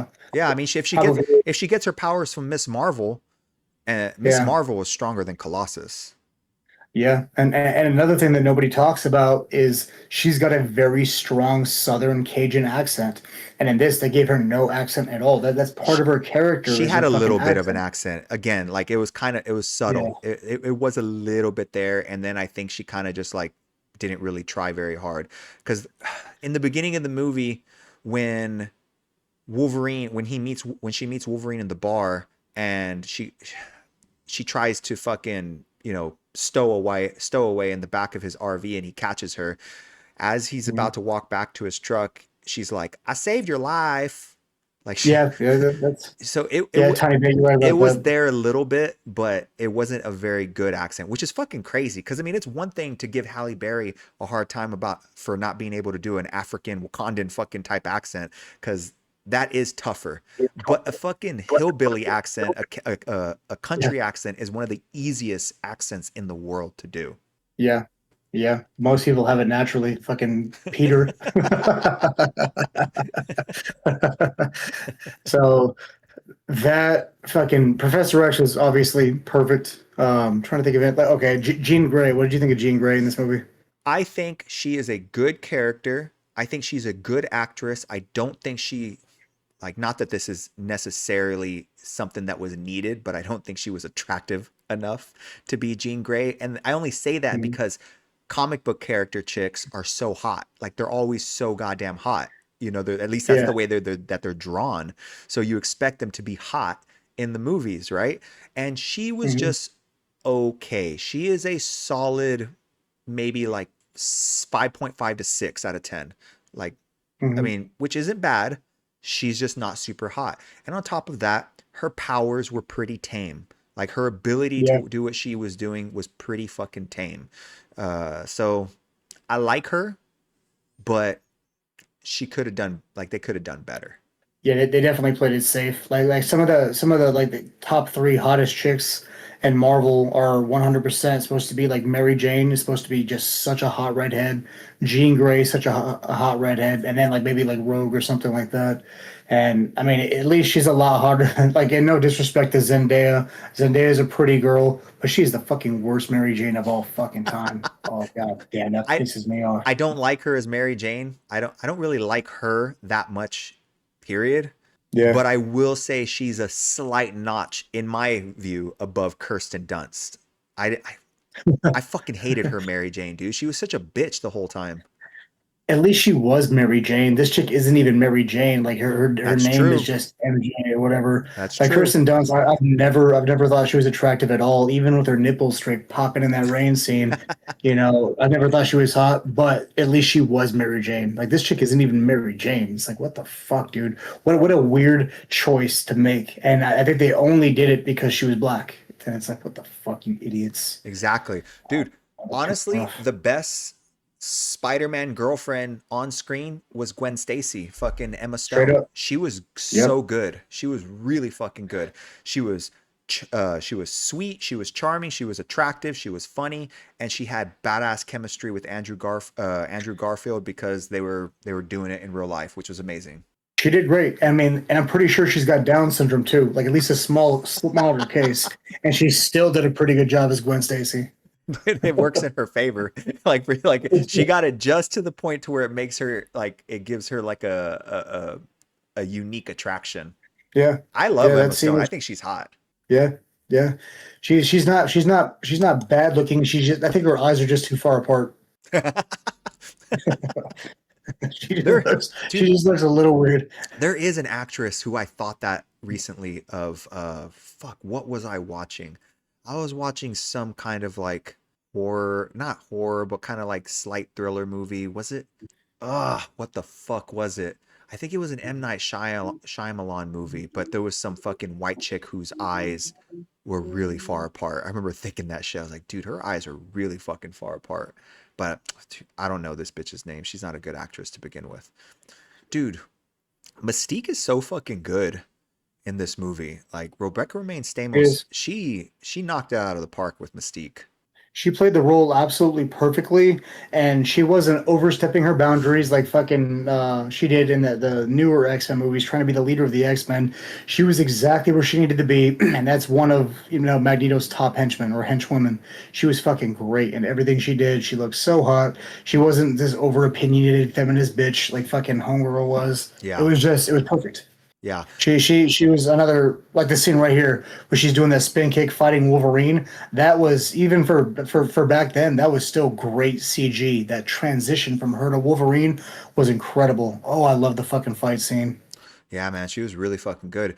And oh, you know what's funny is like I don't it's funny because we don't really complain about Mystique's non-comic book costume because instead of putting her in something that looks stupider than what she had in the comics or the cartoon, they just made her naked. Yeah, It's like yeah, true. we're not gonna complain about that. She just butt ass naked in this. throwing pancakes. It didn't show her vagina or anything like that, but she butt ass naked. I will say, like, it might have been, an AI picture or whatever, but I saw like a whole picture of the X-Men cast from the Doom movie, and in the picture it shows Rebecca Romaine is returning as Mystique in it. It shows her comic accurate costume, and she looks infinitely better with it, with the Really? skull belt, with that white and blue kind of outfit that she has in the comics. Like, I wish they would have used her comic accurate outfit in this, but no complaints. She still looked good. Yeah. You know, Toad never really had a costume. He was just an asshole, and Toad looked fucking perfect.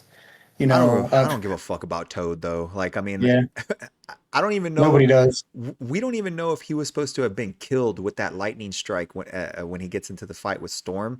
'Cause we just never see him again. And what's kind of weird is the same thing with Sabretooth. I'm a little surprised that Sabretooth was just boom out of the game. Like he gets what, like optic blasted off of the top of the Statue of Yeah, Liberty, and then we just never see him again. He doesn't come out in any yeah. of the movies. You don't see him come back at the end of the movie, just nothing. And I guess we're supposed to believe that that killed him, but that shit wouldn't have killed him. No, dude, he landed on a boat. He would have, like, his healing power is just below Wolverine's. He would have came back harder than fucking ever. Yeah. Like, Sabretooth 1000% should have gotten so much more love. And in the comics, like I just went through this Instagram reel where it says, the evilest things that Sabretooth ever did. Bro, he is so much more evil than I ever fucking thought that he Really? was. In the comic books, he literally, like, eats fucking babies. Like, he fucking kidnapped this dude and made him watch as he, like, devoured her fucking his girlfriend and, like, their children, like, eating them in front of him. He's Damn. like some Green Goblin carnage murdering motherfucker. Oh my god, it's so vicious. It is so fucking vicious. We need an entire movie. I hope with the X-Men coming up, that they show Sabretooth more love, because he 1000% deserves an entire fucking movie dedicated to him and Wolverine's dynamic. You know, one thing that I wish they would have done with this fucking movie, and Hmm. there's no reason they couldn't have done it because it has nothing to do with CGI and has nothing to do with, fakeness or anything like that, is they should have made the X-Men better fighters. Like, Mystique was a badass fighter. Why Yeah. the fuck isn't Cyclops a badass fighter? Why wasn't, Rogue? Like, why don't any of them have any fighting ability? Dude, their fighting was trash. Like, Yeah. it was complete trash. Yeah, it's like they didn't know how to use their powers. Like Cyclops in X-Men 97, the way he would use even his optic blast to move, to position him in different deals, Yeah. was fucking perfect. Oh god, I hope that they incorporate that into the movie. The only person that semi knows how to fight in this movie on the X-Men side was Wolverine, and it's only because he has a healing factor. Even in the cage, he was getting his ass whooped until he got hit in the balls. Exactly. Yeah, exactly. So it's like nobody threw a fucking side kick or a fucking uppercut or a spin kick. Like, there was no badass fight scenes. Like, the moment Toad came on screen, he just whooped the shit out of both Yeah, Cyclops and fucking, god damn it, Jean Grey, just immediately. yeah, And yeah. That's not gonna happen. yeah, it's like, it's not that hard to do fight scenes. At least I don't think it is. It shouldn't be. I mean, fight scenes have been around for fucking decades at this point.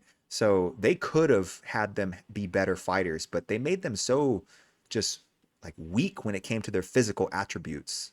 They really did. That they should have had them be infinitely better fighters. Like, there was never, if you think about it, there wasn't really ever a fight scene where Cyclops is doing any kind of, like, punching or kicking or anything like that. He just uses his Exactly. optic blast, Yeah. and he barely uses his optic blast. Like, everybody just relies on their powers too much and not enough actual fighting or whatever. Especially with somebody like Cyclops. Like, Cyclops absolutely should be a top tier fighter at all times. Like, he just should be, because he has a power that he's not always going to be able to use, because sometimes it's going to be too dangerous to use. And he only has the one power. So if he's in a situation to where that one power isn't the right answer at that time, he's in a room full of kids, or he's in this fucking he's trapped somewhere and he doesn't want to kill any of his friends or anything like that. It's like, okay, well then you're going to have to be a badass fighter, unless you're going to start carrying weapons, which none of them do.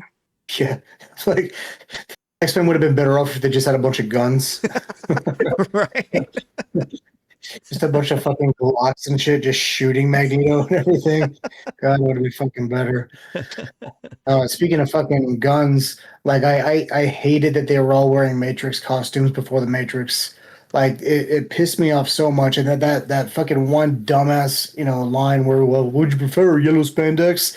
Remember, as soon as he said that, I remember the exact thought in my head as a child was yes, Yes. yes, I'm prefer yellow spandex, Yes, one thousand fucking percent. I would like to see some yellow spandex, please. Yeah, fucking Bryan Singer's goddamn pedophile ring. What the fuck? Oh, man. Like it's so crazy. It's so weird how kind of like creepy of a real human he is, but he is a really fucking talented director.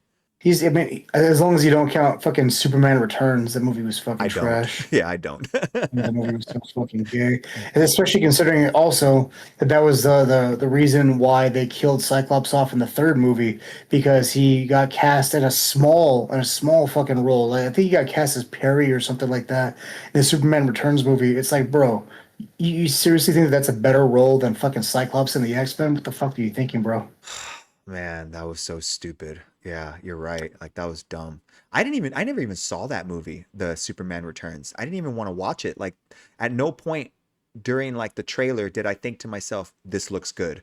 I didn't even No. watch it.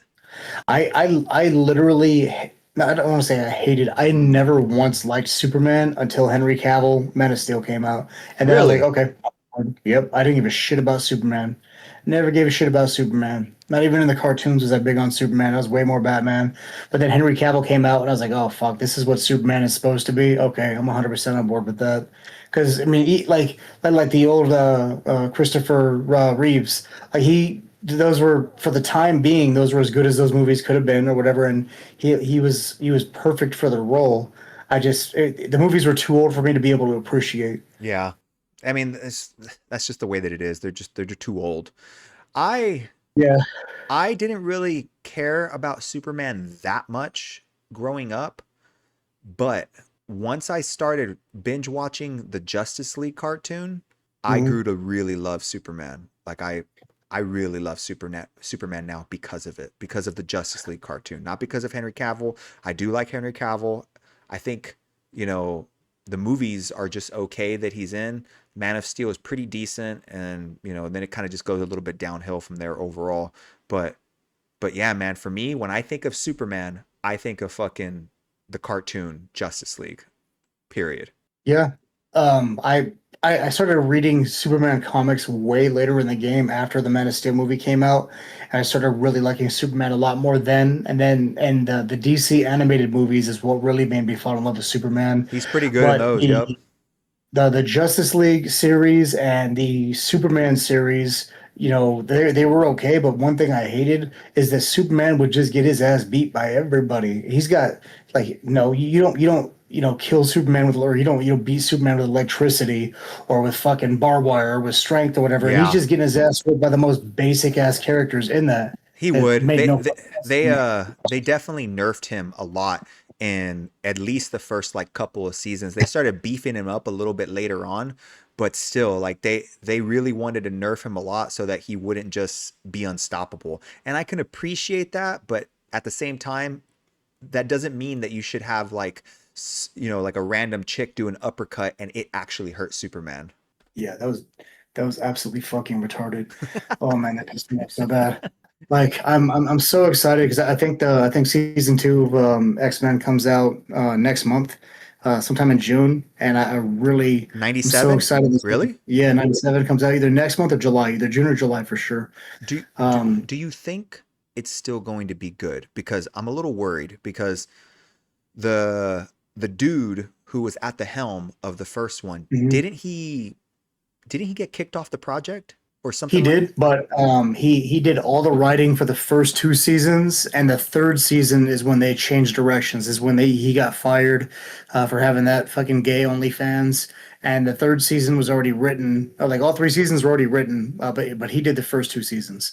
So I still have hope for the second season as long as it stays with the same attitude. And I just saw Yeah. the trailer recently. I don't know if you saw the trailer, but it looks pretty fucking good. They bring in Colossus more. Obviously it's got Apocalypse in there. Like it looks like it's going to be good. But like still to this day, the X-Men 97 is the greatest fucking X-Men thing I've ever seen. Better Dude, than the movies, it's better than so the original good. series. It's just it's perfect. And Magneto is like the star of the show. Magneto and X-Men are the two dopest characters in the show. Dude, X-Men 97 was so fucking good. It was it was so good that up and like before that show came out, my thoughts and rankings on the animated series of superheroes was Justice League was number 1, Young Justice was really really fucking close number 2, and then you had like Spider-Man and X-Men beneath them.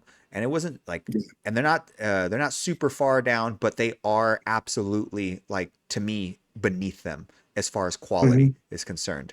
But then X-Men 97 came out, and X-Men 97 is better than anything that that's Yeah, come out before that. Like it's just so it's the greatest. it's amazing. Like it's amazing, but it's just one season, but still it's Yeah. fucking amazing.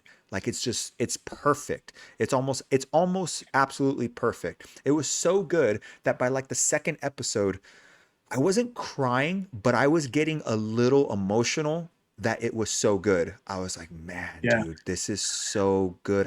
Like, I was so happy and relieved that they were doing it justice and that it was being treated with respect and that it was just taken so fucking seriously and made so badass and just everything was improved upon. And they didn't have to do that because nowadays they can ruin any and everything when they want to, and they do. Yep. They ruin so much shit with their fucking bullshit, agendas and politics and wokeness or whatever you want to fucking call it. People can Hmm. close their eyes and be like, no, it doesn't really exist, or no, it's not really being, thrown out there, but it is. And on Yep. top of that, sometimes they just don't give a fuck about source material, or they don't give a fuck about what the fans actually want, or they make stupid casting choices, or the story is just absolute dog shit, whatever. There's so many different ways you can ruin something. And dude, they didn't they did not fuck up at all on X-Men 97. It is so good. It was so good that I forgave them for making Morph gay. I was like, whatever, because they only hinted at it here or there. Like, as long as they don't have him and fucking Wolverine making out, I'm okay with it. It's Yeah. fine. But like I got emotional literally every single episode, sometimes just out of sheer joy. Like that show healed parts of me that I've been angry at for years from the X-Men movies. Like I just saw it and they just gave it, like you said, they put so much respect on the fucking name that it just made me jump for joy in my heart. I was like, you know what? Even if we never get a good X-Men movie, even if the rest of the fucking movies are woke trash, we've got this. Yes. Yeah, man. Like that show was literally like it's almost like a love letter to all the adults now who grew up watching the series in the 90s. It's like here's something special just for you guys. And dude, it's I love that fucking show. And that show is also really important as far as like what it means to do quality work, because a lot of people nowadays, because and it's because of the MCU, but because the MCU is so PG and so family oriented, a lot of people now, when they want something in, and I'm putting up quotations right now, better, they want something darker and more intense and more violent and more rated R. We want rated R.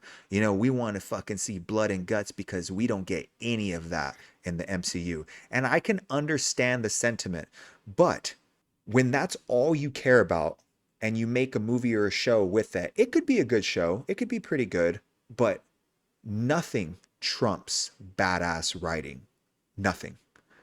Yep. Overall, nothing trumps badass writing and then badass performances for that writing. That overall is king. And so when X-Men 97 came out, it was around the same time that the first season of Invincible was out.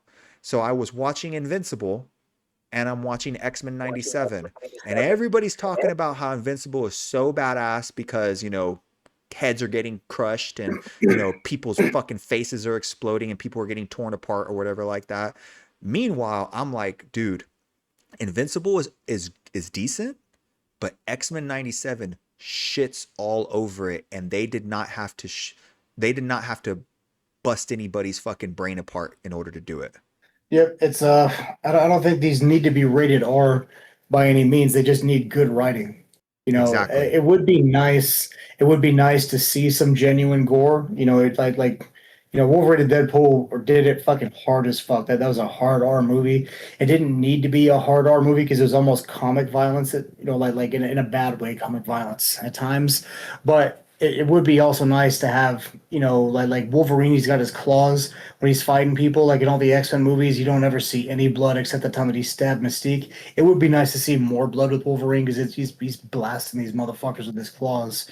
Or Cyclops, shooting somebody, butt blast a hole in him.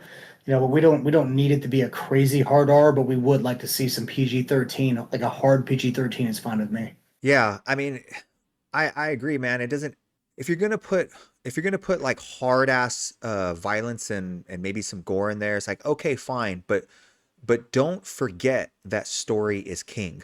And a perfect example of that is that new fucking Punisher movie slash episode that just came out, the One Last Kill. Mhm. It's it's okay, but honestly, the only reason I'm saying that is because there was so much like hardcore fighting that it was, entertaining as a guy who likes action. So yeah, in that sense, it's like, oh man, these kills are badass.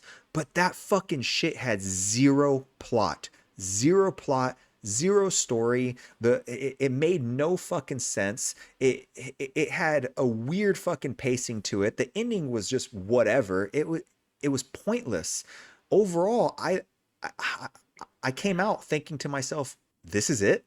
Like Mhm. this is what they gave us? Like it just dude, it just did not do it for me. And it had all the fucking violence and gore that people clamor for, and it was nothing to me. Like that I will never watch that shit again. I watched it twice, just showing my cousin it, and then the original time I saw it, and like I said, I enjoyed it. It was fun, but it was completely purposeless. It had zero leading into the MCU. They could have easily thrown Spider-Man in there, and like a post-credit scene, and it could have saved the show to a certain extent because at least it furthered the story. Like everybody knows, like I'm sorry, everybody knows what the fucking Punisher's about. He's about killing motherfuckers. He's angry because his family got murdered, so he's gonna kill everybody bad guy in the world. We already fucking know that. You didn't need to create this story for that. And John Bernthal as the Punisher is fucking perfect. It wasn't his fault as well. He played the role perfectly.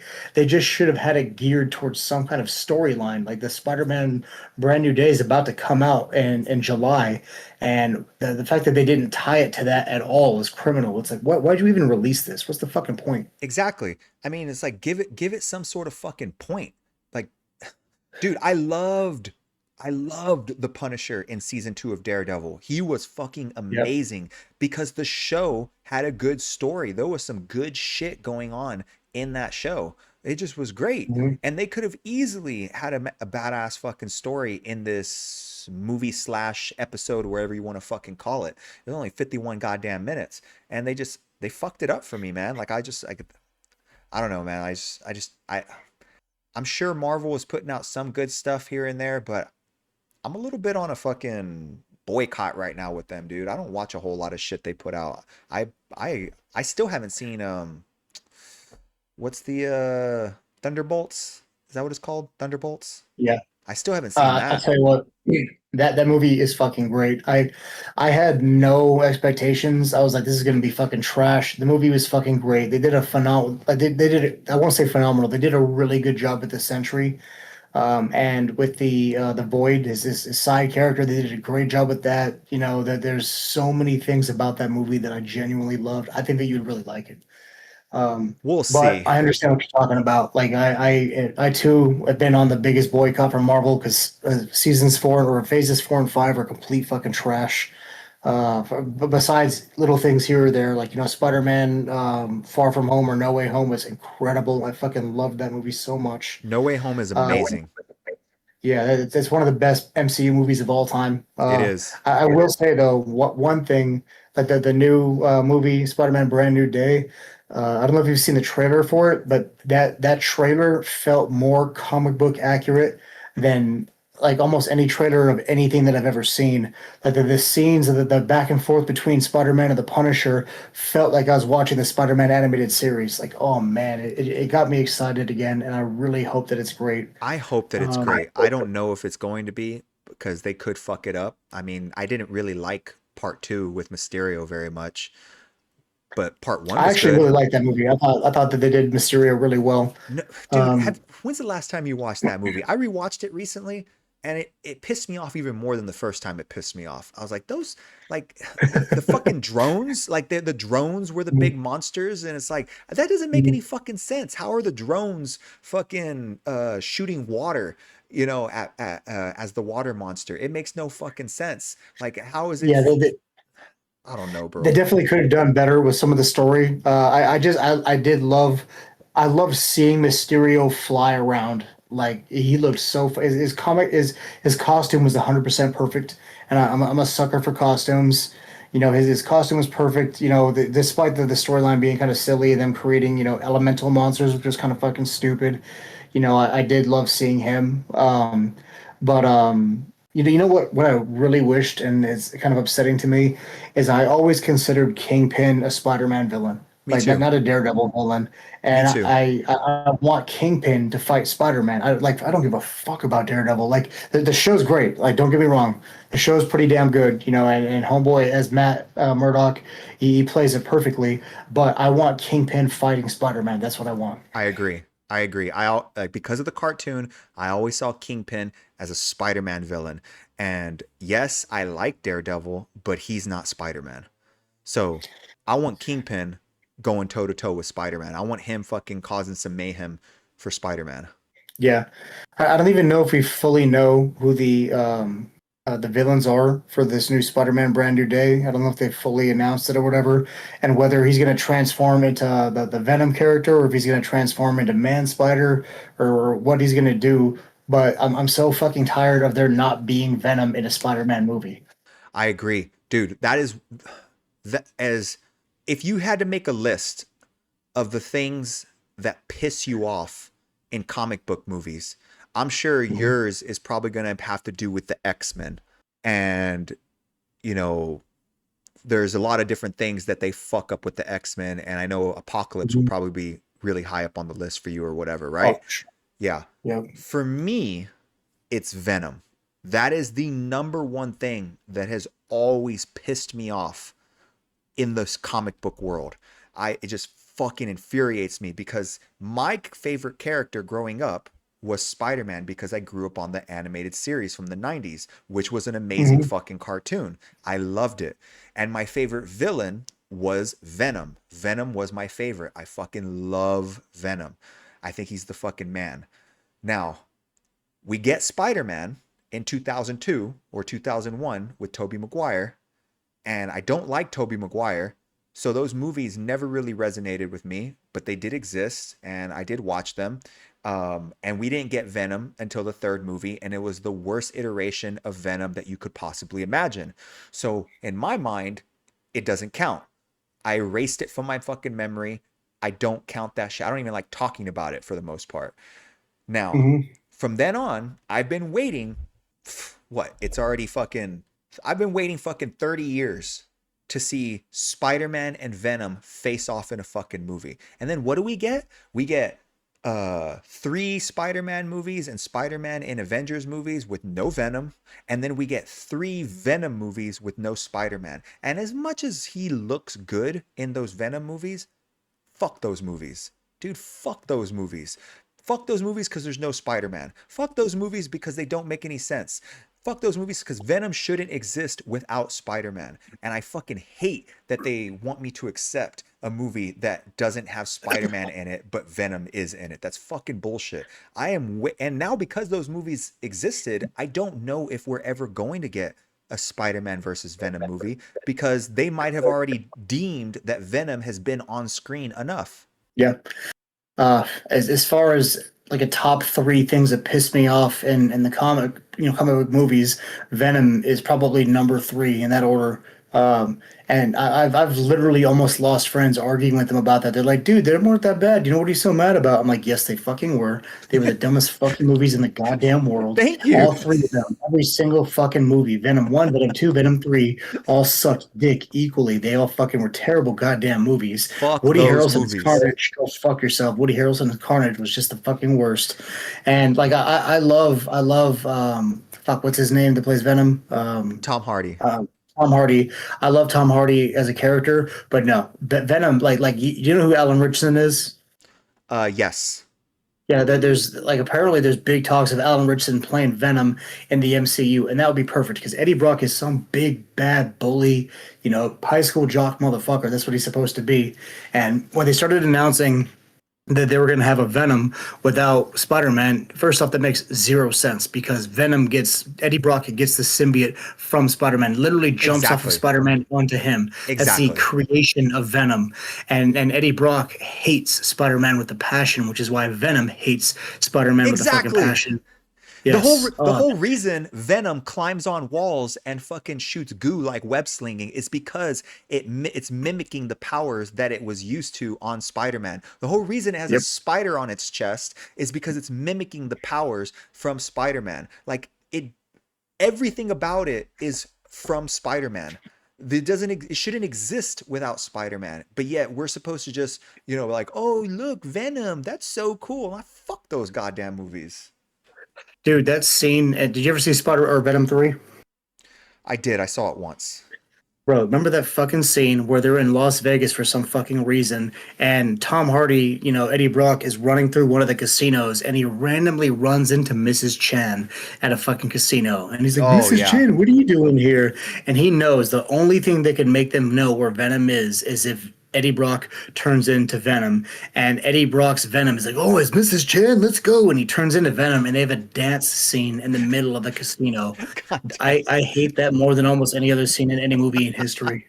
And the movie's called The Last Dance because of that dance scene. It's like, you dumb Fuck motherfuckers. that whole goddamn shit. Fuck that whole shit. Oh All right. God, that made me dislike him.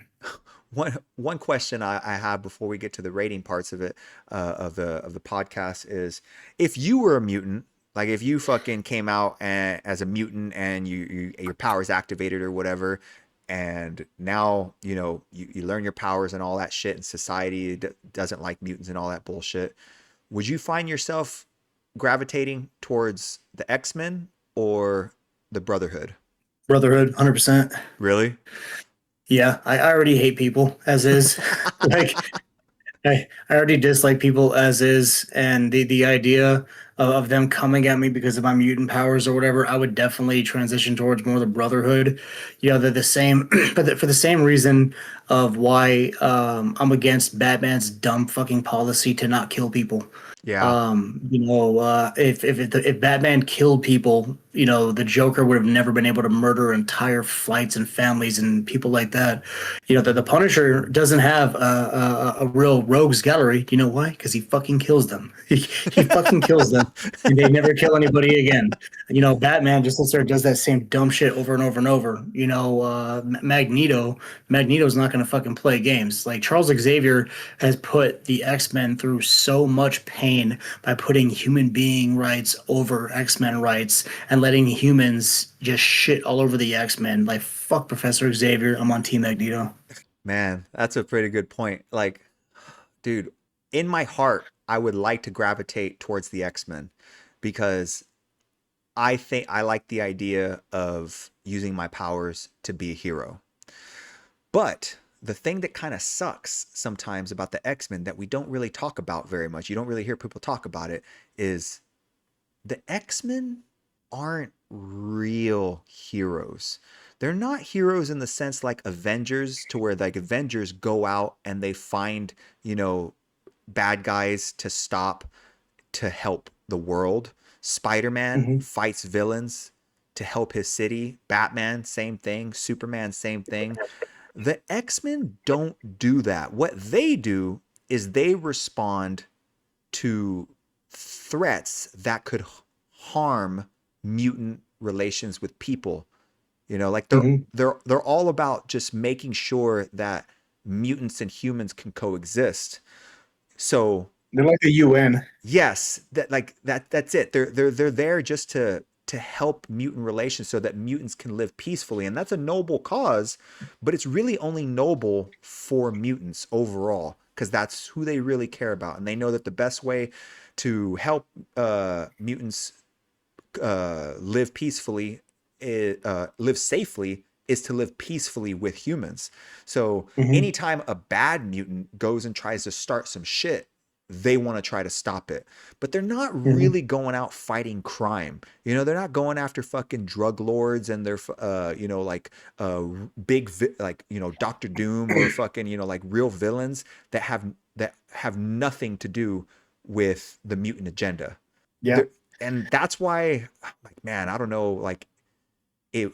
I don't know if I would go that way because they're not. They only care about mutants. They don't really care about being heroes. They just care about stopping shit that might be bad for mutants. It's like Professor Xavier only cares about how human beings think about mutants. It's like he Exactly. wants human beings' acceptance so fucking bad that he'll sacrifice his own mutants to try and look good to the human beings, which is pussy shit. Like the weakest part of the X-Men is Professor Xavier. If Magneto ran the X-Men would be infinitely stronger. Yeah, but they'd end up going to war a lot faster. Yeah. It's tricky, man. It's tricky. Like Magneto is, like you want to follow the the good positive heart of Professor X, but at the same time, it's like you're not getting shit done. And when you do, it's not really like it's kind of bullshit. You pander to humans so that Hmm. they'll like mutants. You pander to Yeah. them. And when you do that shit, they're never gonna see you as equals. They just might not kill you. Yeah, And that's one thing that's always been kind of unfair is that the X-Men have always been fucking persecuted. The humans have always hated the X-Men, but the humans held the fucking Avengers as like true heroes or whatever. It's like, what? That's fucking bullshit. yeah, yeah, that's always weird because like the mutants, like the mutant here, and maybe it's because they don't go out and be heroes. Like I said before, like they're not really Mhm. heroes. Now, if they spent years and years and years and years and decades just patrolling their city or patrolling the world, being heroes, people would look at them differently. And they almost kind of hinted at them trying to do that in X-Men Apocalypse. Remember in the Mhm. beginning, like they Yeah. were trying to be more heroes. That Yeah. was that was actually like the first movie where I think they even mentioned the word hero. Hmm. I don't think they ever said heroes in any of the movies before that.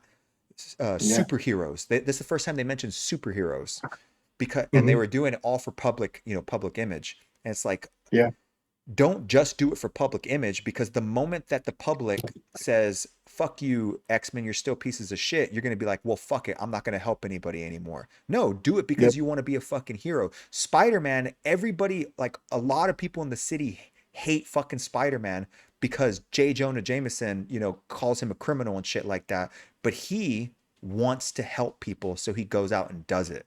And like, so people aren't going to, like, overall, people don't really hate Spider-Man. Like some people might look at him as a vigilante or whatever, but people aren't like, fuck you, Spider-Man, no Spider-Man, no Spider-Man, no Spider-Man, like they are with mutants. It's not the same shit. The world isn't against Spider-Man. Yeah, and Spider-Man doesn't have a billionaire like Professor X, like, funding him. Spider-Man's a fucking poor, broke teenager who still fights time, fights crime and doesn't make any money doing it. It's like if the X-Men don't want to be hated all the time, it's like, dude, be real heroes. Be like the Avengers. But they don't do that. That's a Okay. good point. Okay, now is the time where we rate the movie ourselves. The formula is always going to be the same: two judges, five judging criterias. Me and my co host are going to rate the movie 1 out of 10 across five different criterias. If I'm hosting the show myself, then my AI assistant Skynet will be my second judge. When we're done throwing out all of the scores, we'll add them all together, divide by 10, and bam, that'll be the movie's official movie buff rating. The five different judging criterias are as follows. First, the Pulitzer criteria. This score refers to the quality of the movie's story, plain and simple. Then, The Shakespeare criteria. This refers to how good the acting is in the movie. The Scorpion criteria. This has to do with how well a movie hooks you and pulls you in. Does it keep you engaged? The Encore criteria. One of the most important criterias of all. This refers to a movie's replay value. Just how rewatchable is it? And the most important of all, the Highlander criteria. This refers to the movie's ability and probability to live on forever. Will this movie be remembered in 10 years? Will people be quoting it in 20 years? Will people still be rewatching it 40 years later? Let's start with the first category, the Pulitzer, which refers to the quality of the movie's story. James, what would you give it 1 out of 10? Probably a 6.5. You know, it's not a horrible story. You know, it's a pretty basic story. Magneto, hates humans and he wants to turn everybody into a mutant just so they all fucking, feel his pain, can all be on the same deal. Maybe I give it a 7. It's not great, it's not horrible, but it's just it's a passing grade. I hear you. So 7? Yeah, Okay. 7. Yeah, like if you talk about the story itself, like if you explain the story, not like any cool shit that happens in the movie, just the plot of the movie to somebody, it's pretty basic overall. It's not that special. So for me, I'm gonna give it a 6. Mhm. All right, so the next one is gonna be Shakespeare, referring to the quality of the acting in the movie. James, what would you give it? Probably a 7 again. I mean, it's all passing acting. There are a couple of scenes that I remember specifically, even as a kid, were kind of bad acting. One of them that comes to mind was Toad, where he's like walking up, he's like, Yeah. "Don't you people ever die?" Like Yeah. that was kind of fucking dumb. Sabretooth didn't get a whole lot of lines, but you could tell that he's more of a brute and less of like a polished actor. So it was overall it was passable. I give it a 70% if a 0 out of 100. Nice. Um, I agree. There are some people in the movie whose acting is pretty, like whatever, like meh or whatever you want to say. Toad probably being kind of the worst when it comes to some of Mhm. the stuff that he said. Maybe Rogue kind of being a little bit on the poorer side when it comes Yeah, to she's acting. salt. Yeah. But then most people are decent in the movie, but then you have two standouts who are very good, which is Mhm. going to be your Magneto and your Professor X. Like they're very good actors in the movie and they do really well. Yeah. So if I'm gonna even that shit out, I'm gonna say that it falls for me at a 7.5. The Scorpion criteria, referring to the movie's ability to suck you in. Um. Again, I'm consistent with my sevens. I give it a 7 because the the story brings you into a certain extent, and it's the first mutant movie that you see. So as I saw it as a kid, and even as a kid, I was excited, but it's like if you got off-brand candy for Halloween.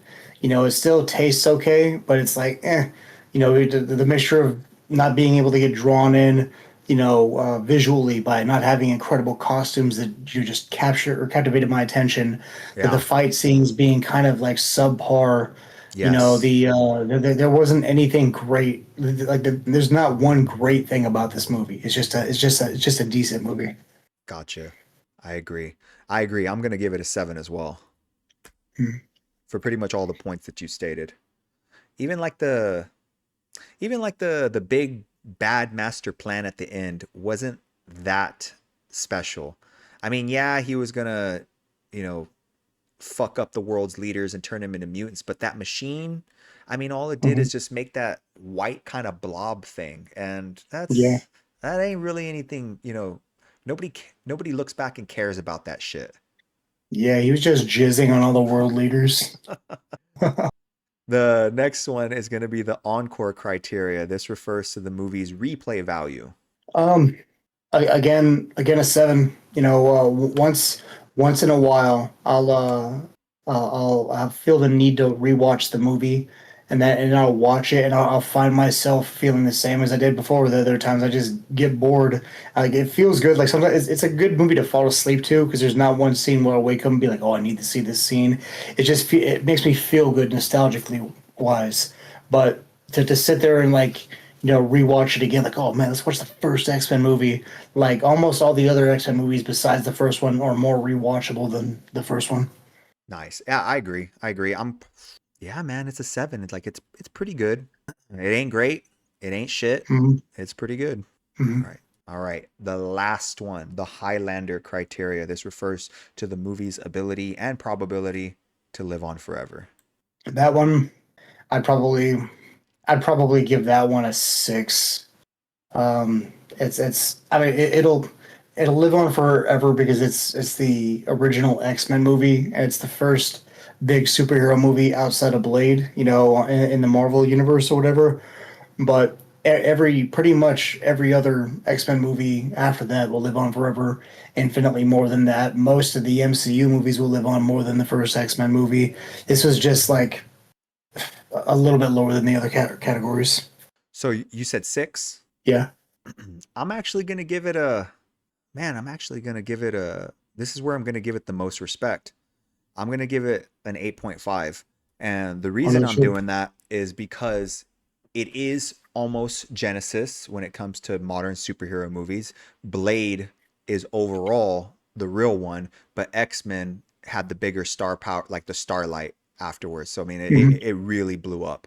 And we wouldn't have gotten the huge influx of superhero movies that followed if it wasn't for the success of this first movie. It definitely played it safe on a lot of angles. There's definitely a lot of shit about it that I wish was fucking turned up. It was not turned up to 11. It was turned up maybe to 7. And it should have, and it shouldn't have done that. They sort of like fucking turned it up throughout the years, and then they would sometimes dial it back down. Like it was just all over the fucking place. But man, it fucking it brought us Hugh Jackman as Wolverine, which is amazing. And we do have a lot to thank it for when it comes to modern MCU. Like Iron Man wouldn't X-Men X-Men X-Men walked so that Iron Man could run, basically. You know? Uh, you talked me into giving it a higher score. You brought up second points. I give it a 7. Like whenever somebody gives me like a 1 to 10, I always think about it like in school. Like a 7. If you got like a 70% in school, that's a passing grade, but that's the last that you get. Anything under 70% was like a D, and then an F for ultimate failing. Like this movie, to me, it's a solid 70%. As in, like the teacher hands it to you, and you're like, you passed, but you barely passed. You better do better next time. That's that's a good way of putting it. That's pretty That's what good. I feel. This movie's a solid 70% across the board. It barely passed, but even me, I think I was 10 or 11 years old at max when I saw it. Most 10 or 11-year-olds don't have it doesn't take a lot to entertain them. But I remember like walking out of that movie just thinking, man, I should have liked that movie so much more. I was complaining about it as I walked out. I remember. Damn. Okay, so There's a chance I might even like X-Men 3 more than X-Men 1. There's a small chance. no shit. You need to watch it Like again. I need to watch it I again. know I know it's a bad movie, like the fucking Juggernaut. It's a bad movie, but I feel it's a more entertaining movie overall. I'm trying to think what the best part of X-Men 3 was. It wasn't Juggernaut. I'm damn It sure. it it, it wasn't Cyclops dying. It wasn't Professor X dying. Jean Grey was like okay. Maybe Magneto fucking moving that what he like he moved a freeway or a fucking bridge? A Yeah, he bridge. moved the San Francisco Bridge. That was pretty badass. Yeah, that was dope. There was I Beast. don't know. Beast Be- was dope. Beast was cool. X-Men, in retrospect, X-Men 2 might have been the best one because I'm sitting there thinking, and like, I feel like Wolverine looked the coolest in X-Men 2. Like, my boy got fucking ripped for that. His hair was fucking standing out better than normal. Like, I think Wolverine might have looked the best in X-Men 2. If we're talking just the original trilogy, then X-Men 2 I think is the superior movie. If we're talking at Yeah. whole, I'm gonna go Days of Future Past. That's all. Like that's actually one of my favorite superhero movies. Period. Is Days of Future Past. Like that's up there for me. Yeah, the Days of Future Past was excellent. There were a couple of things that made me fucking dislike it to a certain extent. One of the big ones was that they fucking put that midget in at that role, whatever the fuck his name was. There was no fucking reason in the world why fucking Trask had to be that little fucking midget asshole. Oh, that made no fucking sense. Oh, that Right? pissed me off. And you would think somebody who is a minority like he is would be a little bit more sympathetic towards the fucking mutant, Yeah, he's the mutant community. It's like, he's dude, a piece of shit. you're. Some could argue you're a fucking mutant, bro. Yeah, dude, he is a little fucking mutant. Oh my god, and he's such a piece of shit for other, like little people, like fighting against their rights, getting all the other people like kicked out of the Snow White movies and everything. Fuck that, fuck Peter Dinklage. Like he was as miscast in that role as he was as that fucking giant in the Infinity War movie. Like that was so fucking dumb that he played that giant dude that made yeah. Stormbreaker. Oh my god, that the pissed me off giant so dwarf. much. Yeah, it made no fucking sense. I hated it so much. Dude. And one of the other things I didn't like about Days of Future Past was I fucking loathed the Sentinels. They looked like such garbage to me. The new ones or the ones in the past? Both of them. Like the new ones, the ones You that didn't were like black. any of them? I hated every Sentinel in that. And it was their own fault because that first scene in the Danger Room, I think it was either in the second or third movie, the scene in Yes. the Danger Room where Wolverine cuts off the Sentinel's head, that Sentinel's head looked perfect. It was Yeah. the perfect size, perfect exact like model from the comics. And Days of Future Past, the Sentinels looked like Power Ranger villains. They were like not as big as they should have been. They were weak. They looked well, I think they were plastic, so Magneto couldn't, use his powers against them. They just looked like fucking Timu fucking Sentinels to me. Well, I mean, so I will say that like there, even though we didn't see them, there you could say that there's the possibility that those Sentinels still existed, but like those first ones, like those were Mach 1 Sentinels. They were the first Sentinels, so they're gonna look Timu for sure. Like that's just the way that it's going to be. They're gonna start looking better as they go along, and then they only went into that fucking weird alien mode after they got Mystique powers. Apparently, I guess Mystique's blood was the key to all that bullshit or whatever. But then they just turned into fucking just OP fucking alien machines. Those things were just nuts. But man, dude, there was so much good shit. Magneto was fucking badass in it. We got to see old Professor X. We got to see young Professor X. Old Magneto, young Magneto. Wolverine was a fucking G. Dude, he was so goddamn ripped in that fucking movie. Oh, he was this dude. He was in insane shape. I think he was in the best shape in that movie ever. Probably. No, he looked incredible. Like that was Wolverine at his best for sure. There were a lot of great things that I did really like about that movie. Yeah, and then the fight scenes with the Sentinels, even though they weren't that long, they were pretty damn good. Like they were really well done. All the fucking I forget what the name of that mutant is that makes the portals, but Oh yeah. all the portal fucking jumping and shit like that was pretty fucking dope. I think one thing that really sucked that hit us all pretty hard was seeing all the heroes, like all the mutants, die at the hands of the Sentinels.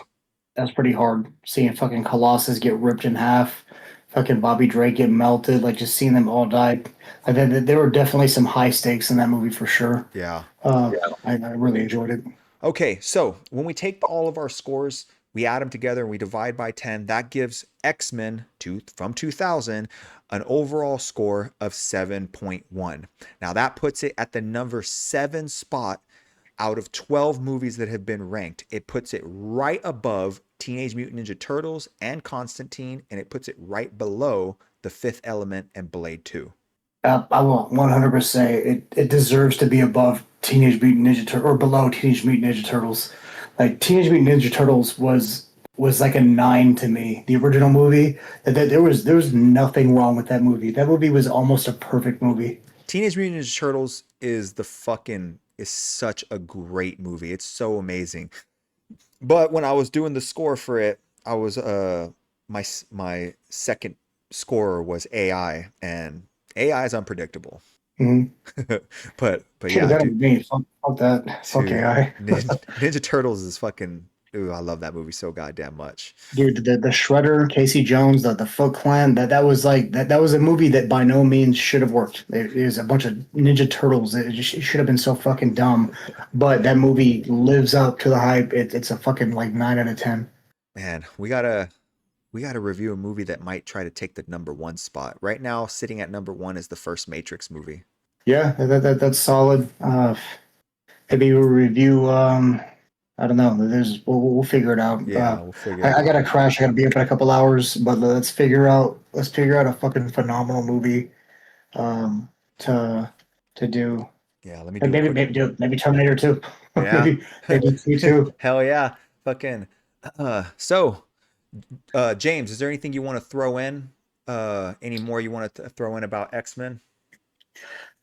Just that I hope that whenever they do the reboot, that they they take everything under consideration. That they realize the complete failures of phases 4 and 5. And I don't care what anybody says, it wasn't because of superhero fatigue.